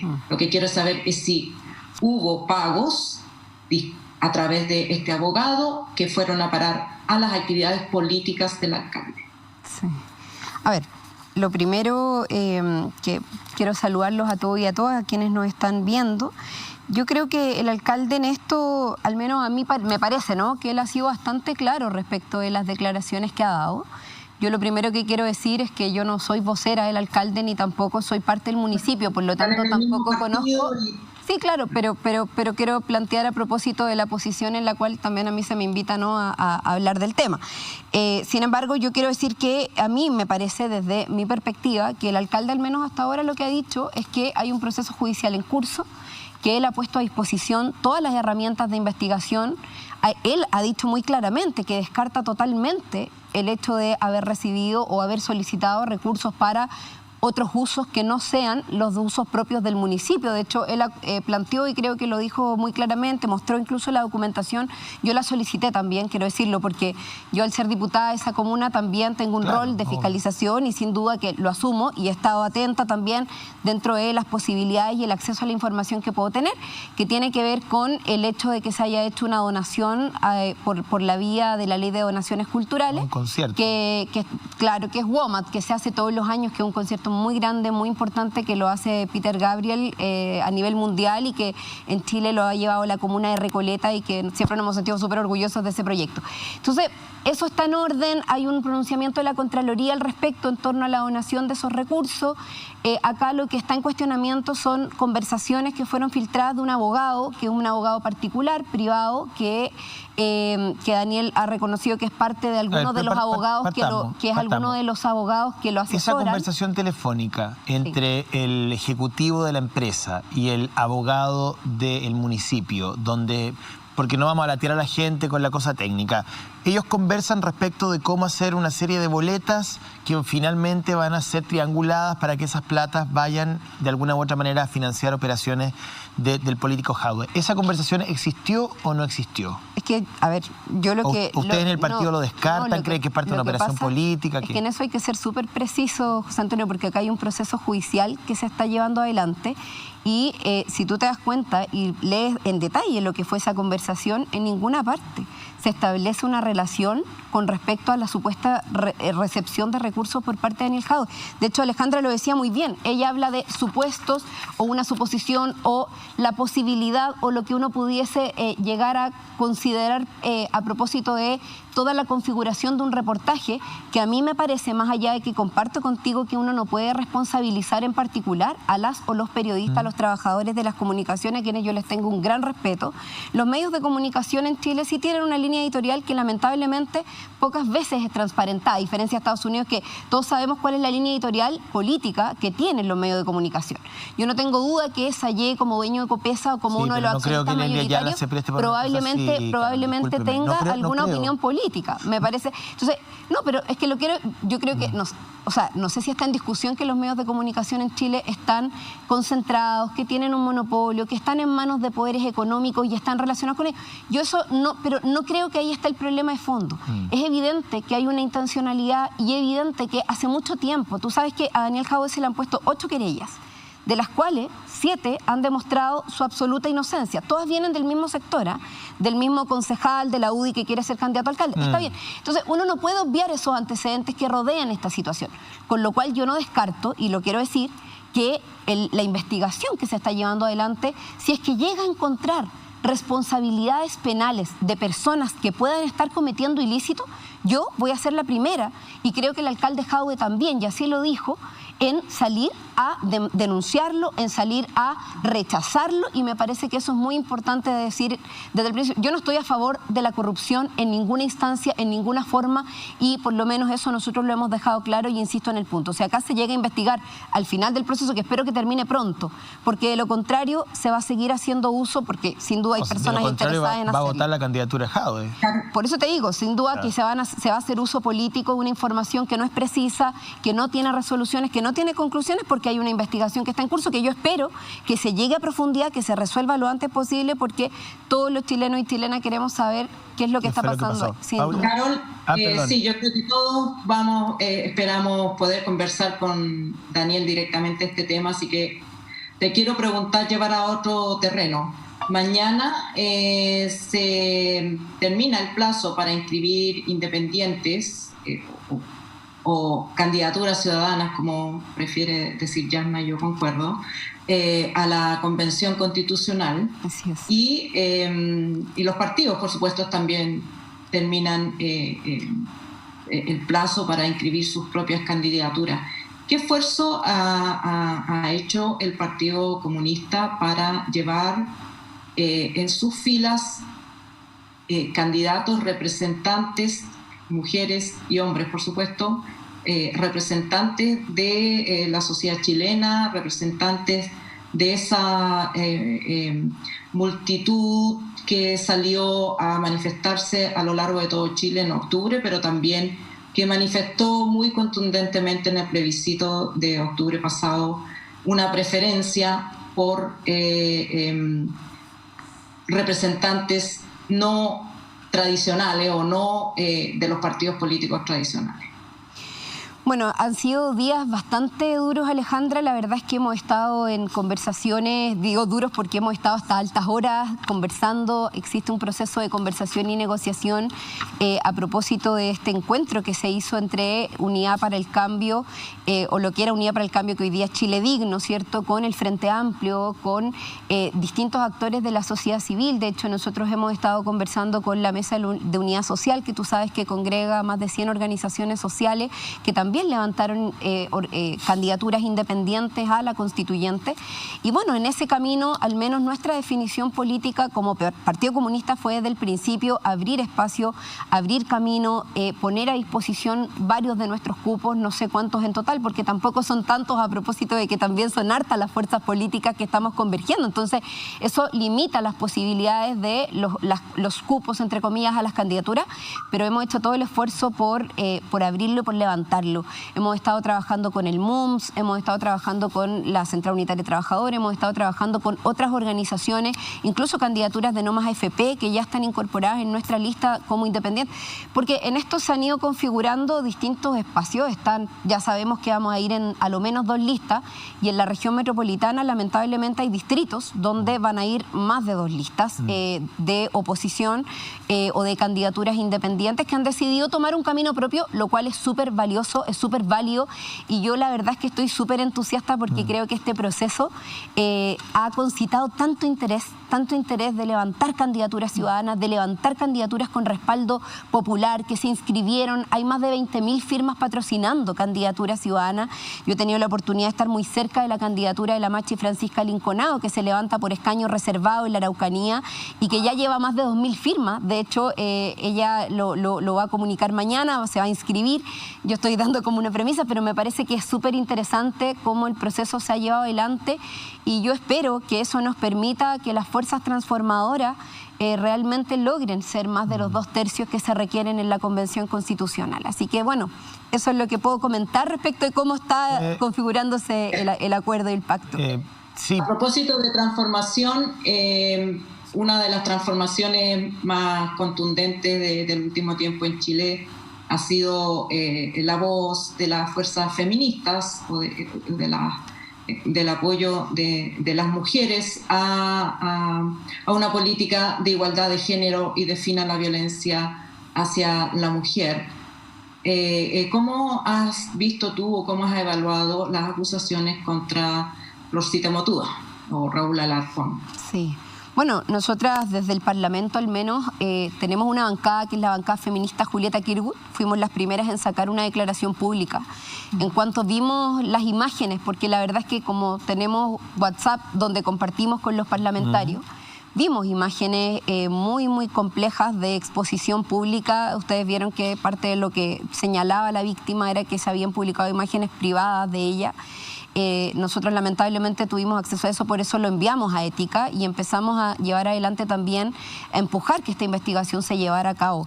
Yo creo que es impresentable que haya autoridades públicas que estén relacionadas o que tengan acusaciones, denuncias, que tengan que ver con abuso sexual, con violencia de género en cualquiera de sus ámbitos, y eso es algo que nosotros por lo menos también hemos planteado con mucha fuerza y lo queremos reafirmar.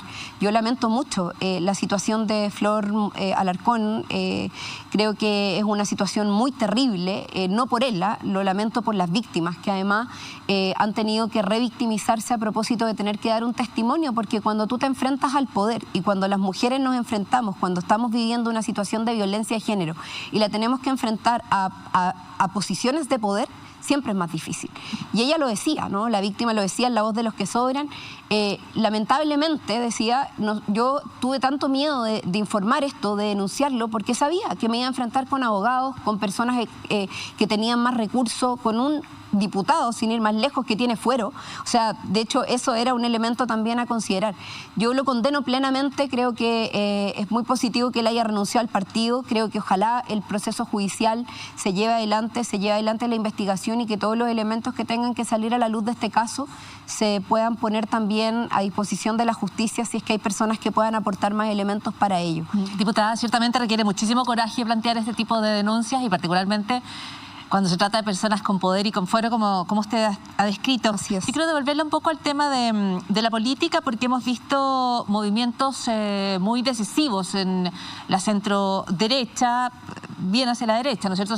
Se articula un pacto con el Partido Republicano con miras a asegurar cupos en la Convención Constituyente. Tenemos a Joaquín Lavín y en una entrevista ya derechamente lanzado como candidato, planteando incluso que él quiere un gobierno de convivencia nacional donde vaya la derecha y la izquierda. Y hay voces que planteando cálculos de suma y resta, apuntan a que eventualmente se podría dar una situación donde la Convención Constitucional tenga una mayoría de centro derecha, incluyendo ya sectores que no estuvieron por hacer una convención, por ejemplo, y una candidatura presidencial ya fuerte y bien encaminada como la de Joaquín Lavín.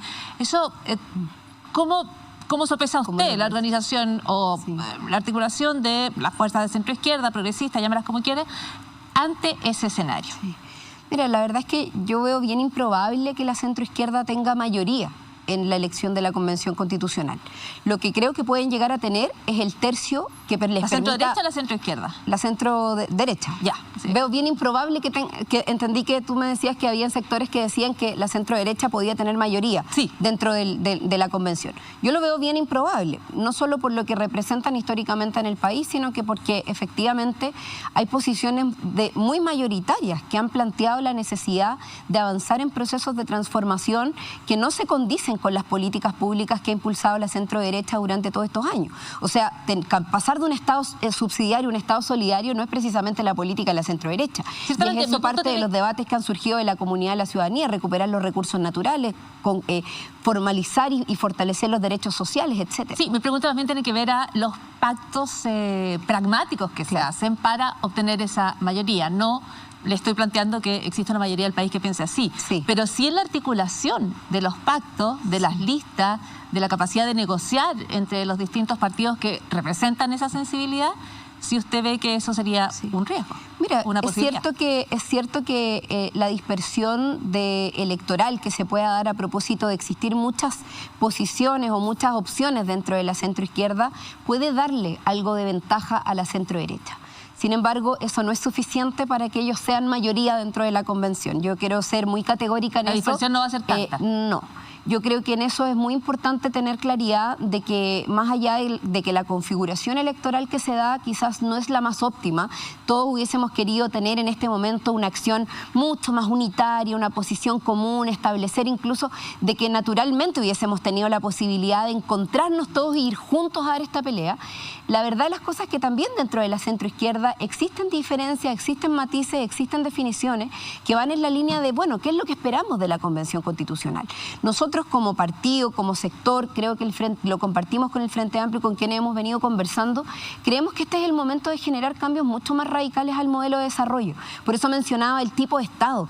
¿Qué pasa con los recursos naturales? ¿Cómo le generamos valor agregado? El cambiar de un sistema extractivista como el que tenemos, ¿cierto?, a un modelo de desarrollo que nos permita también generar otras formas de producción. Son tantos los temas con los cuales tenemos también matices, diferencias al interior de la centroizquierda que probablemente fue también uno de los elementos determinantes para decir, bueno, no podemos ir todos revueltos, por decirlo de alguna forma, pero sí tenemos que encontrar puntos de unidad.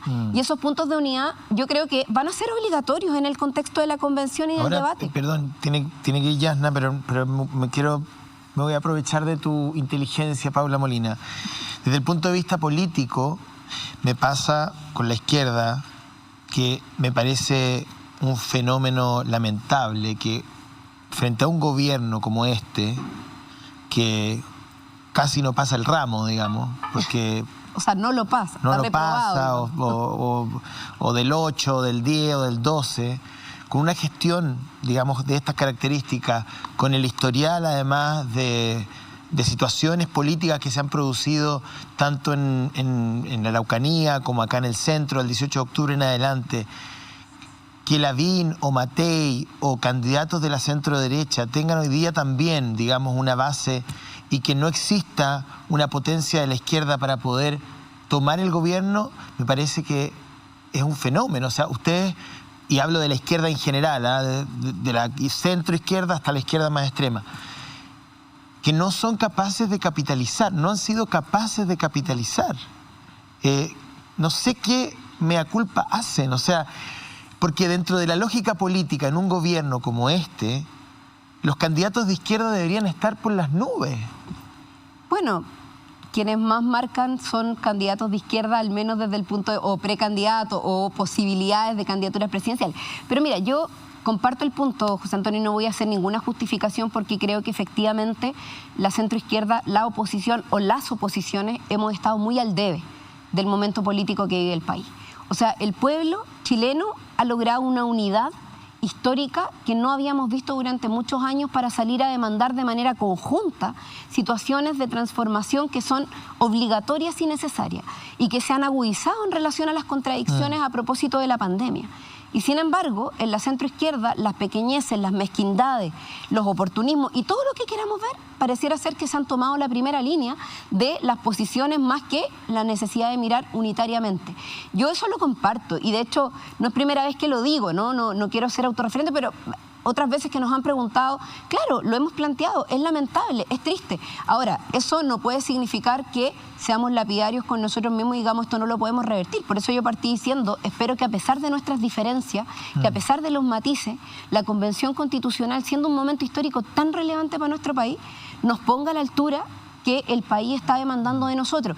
Y ahí es donde yo he planteado, y lo quiero volver a reforzar, creo que más que la unidad de los sectores, entre comillas, políticos organizados, creo que la mayor unidad necesaria en este momento para el país es la unidad del pueblo de Chile, en función de demandas comunes, y eso tiene que ser representado por quienes estamos en la militancia política, que no somos más que el 2% del país, y esa es la verdad.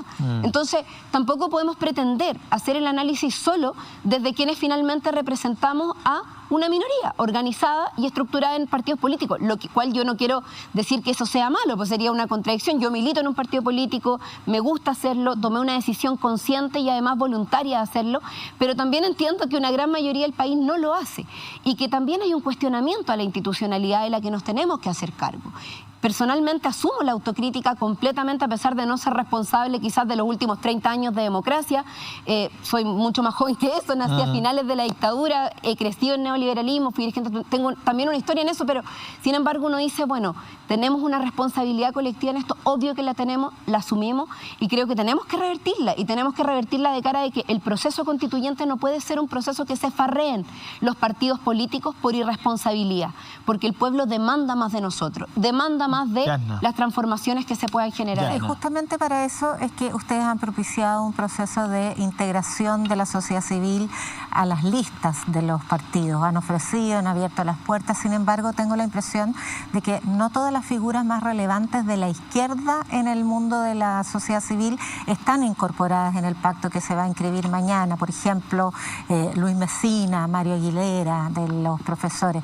¿Van a estar incluidos en el pacto que ustedes van a inscribir de candidatos constitucionales o van por fuera? Mira, yo entiendo, Yasna, que se hicieron algunos esfuerzos y se conversó con algunas de estas representaciones públicas a quienes yo les tengo un tremendo valor y respeto. He trabajado con ellos muchas veces, hemos dado peleas juntos en el Parlamento, desde el movimiento No Más FP, pero yo creo que también es súper respetable cuando las organizaciones sociales o los dirigentes sociales toman la decisión de construir o constituir una alternativa propia. Yo no lo cuestiono ni tampoco creo que sea negativo. Nosotros, insisto, lo planteamos, hicimos los esfuerzos por generar acercamientos con esa lista. Todavía hay conversaciones que están en curso, por eso yo no puedo cerrar y decir no, sí o no, no puedo dar esa respuesta porque probablemente de aquí a la madrugada hasta la mañana van a haber elementos que se van a seguir. ¿Y el Partido Humanista va a estar incluido, el Partido Humanista del diputado Motuda? Bueno, el Partido Humanista tomó la decisión de no participar formalmente, hasta donde tengo entendido, del pacto propiamente tal. Sin embargo, las candidaturas independientes que ellos propusieron sí siguen consideradas dentro de la coalición, y eso fue también parte de un acuerdo de las conversaciones que se han tenido entre Chile Digno y el Frente Amplio fundamentalmente.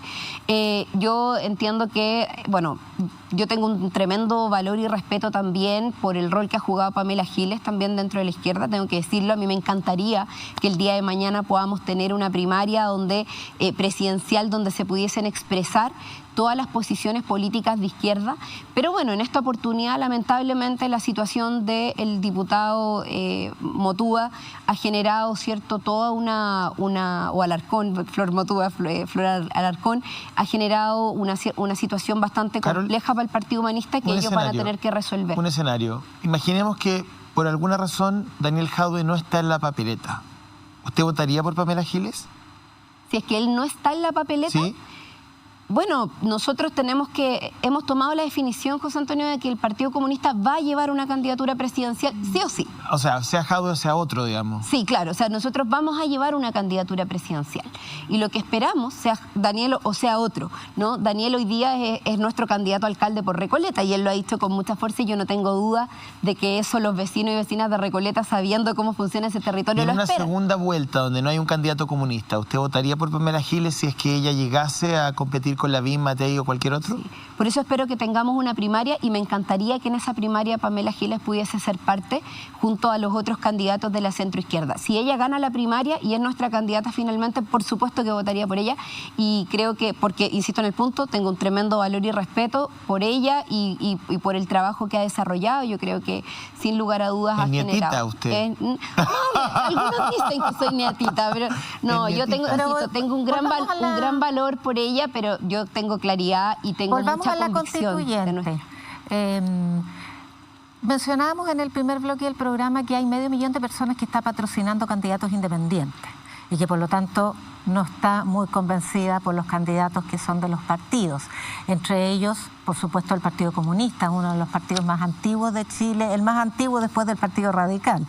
¿Qué autocrítica se hacen ustedes respecto de esa desafección con su propio mundo social? Cada partido tiene un segmento, un sector de la sociedad al que aglutina. En el caso de ustedes hay un tremendo mundo social de organizaciones sociales que no se sienten convocadas por el Partido Comunista ni por la coalición que han constituido y que van por fuera. ¿Qué autocrítica se hace y de qué manera cree que van a poder volver a convocar a esos sectores?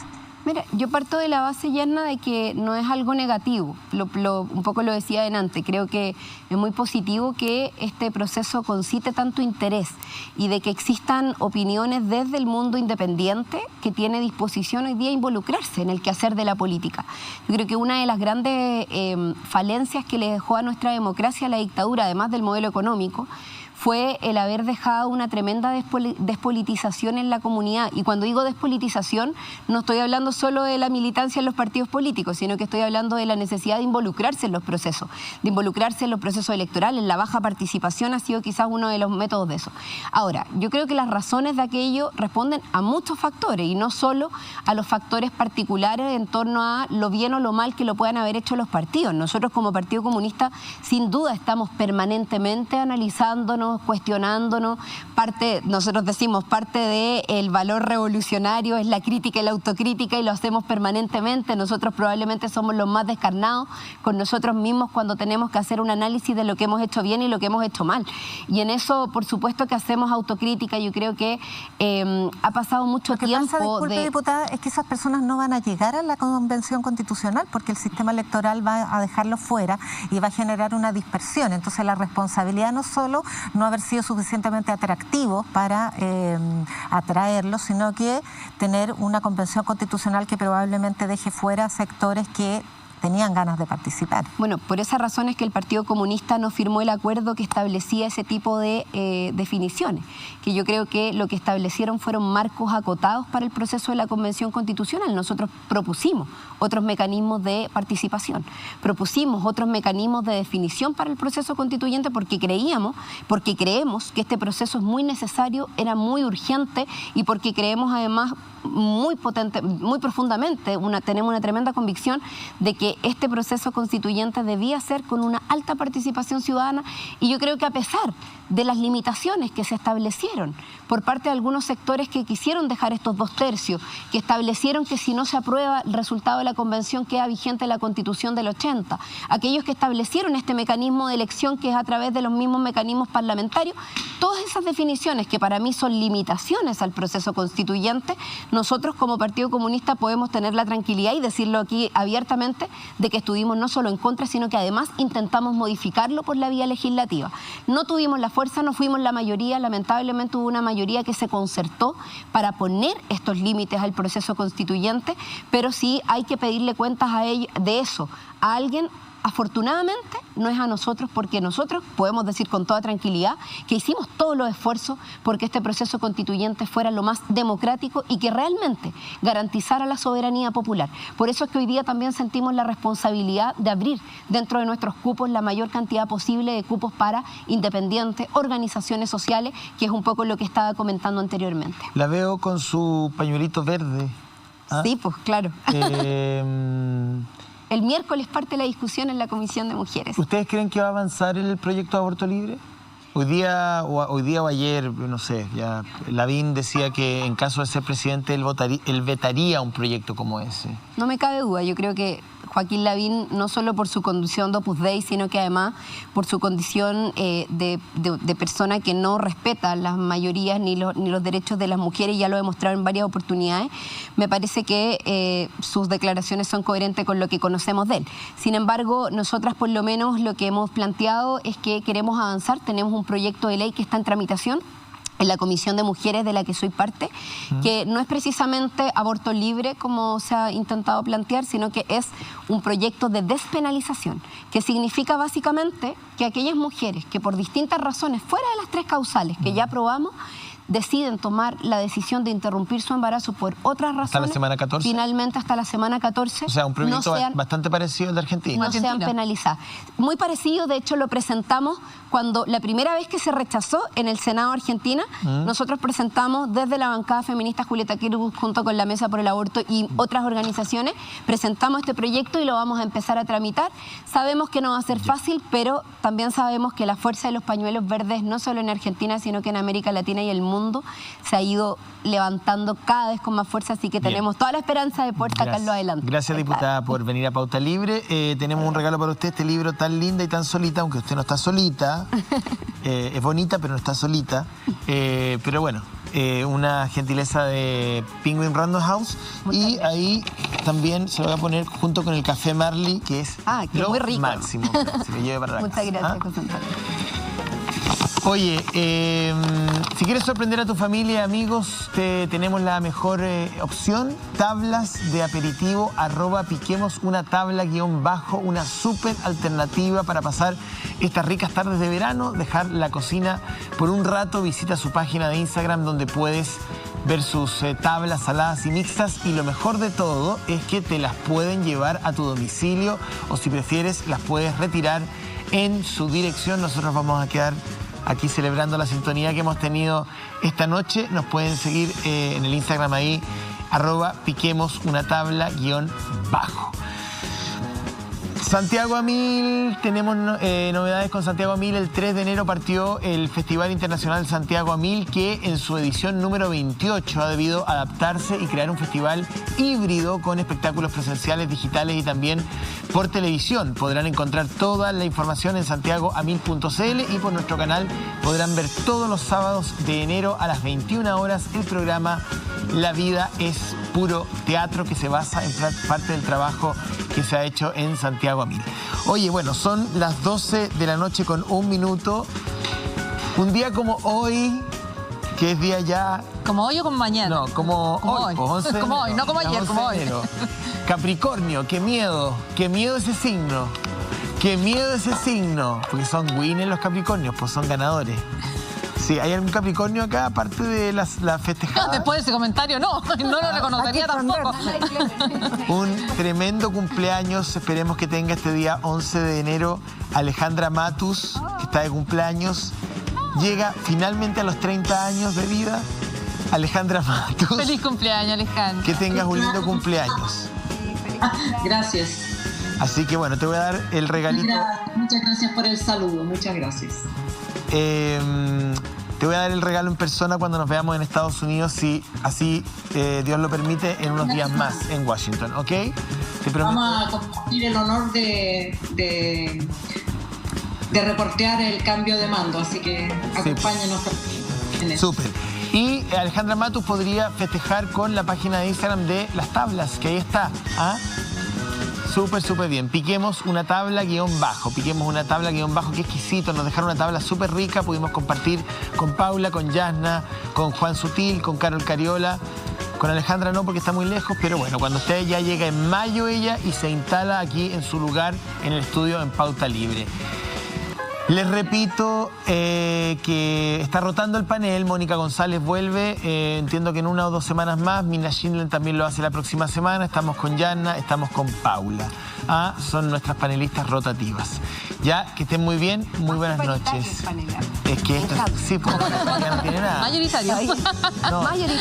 Mayoritario. Buena semana y, por supuesto, muchas Querían gracias. mujeres y yo que soy una especie de híbrido, digámoslo. Muy bien. Ya, que estén muy bien. Un beso, buenas noches. Chao, muchas gracias. Chao, buenas noches.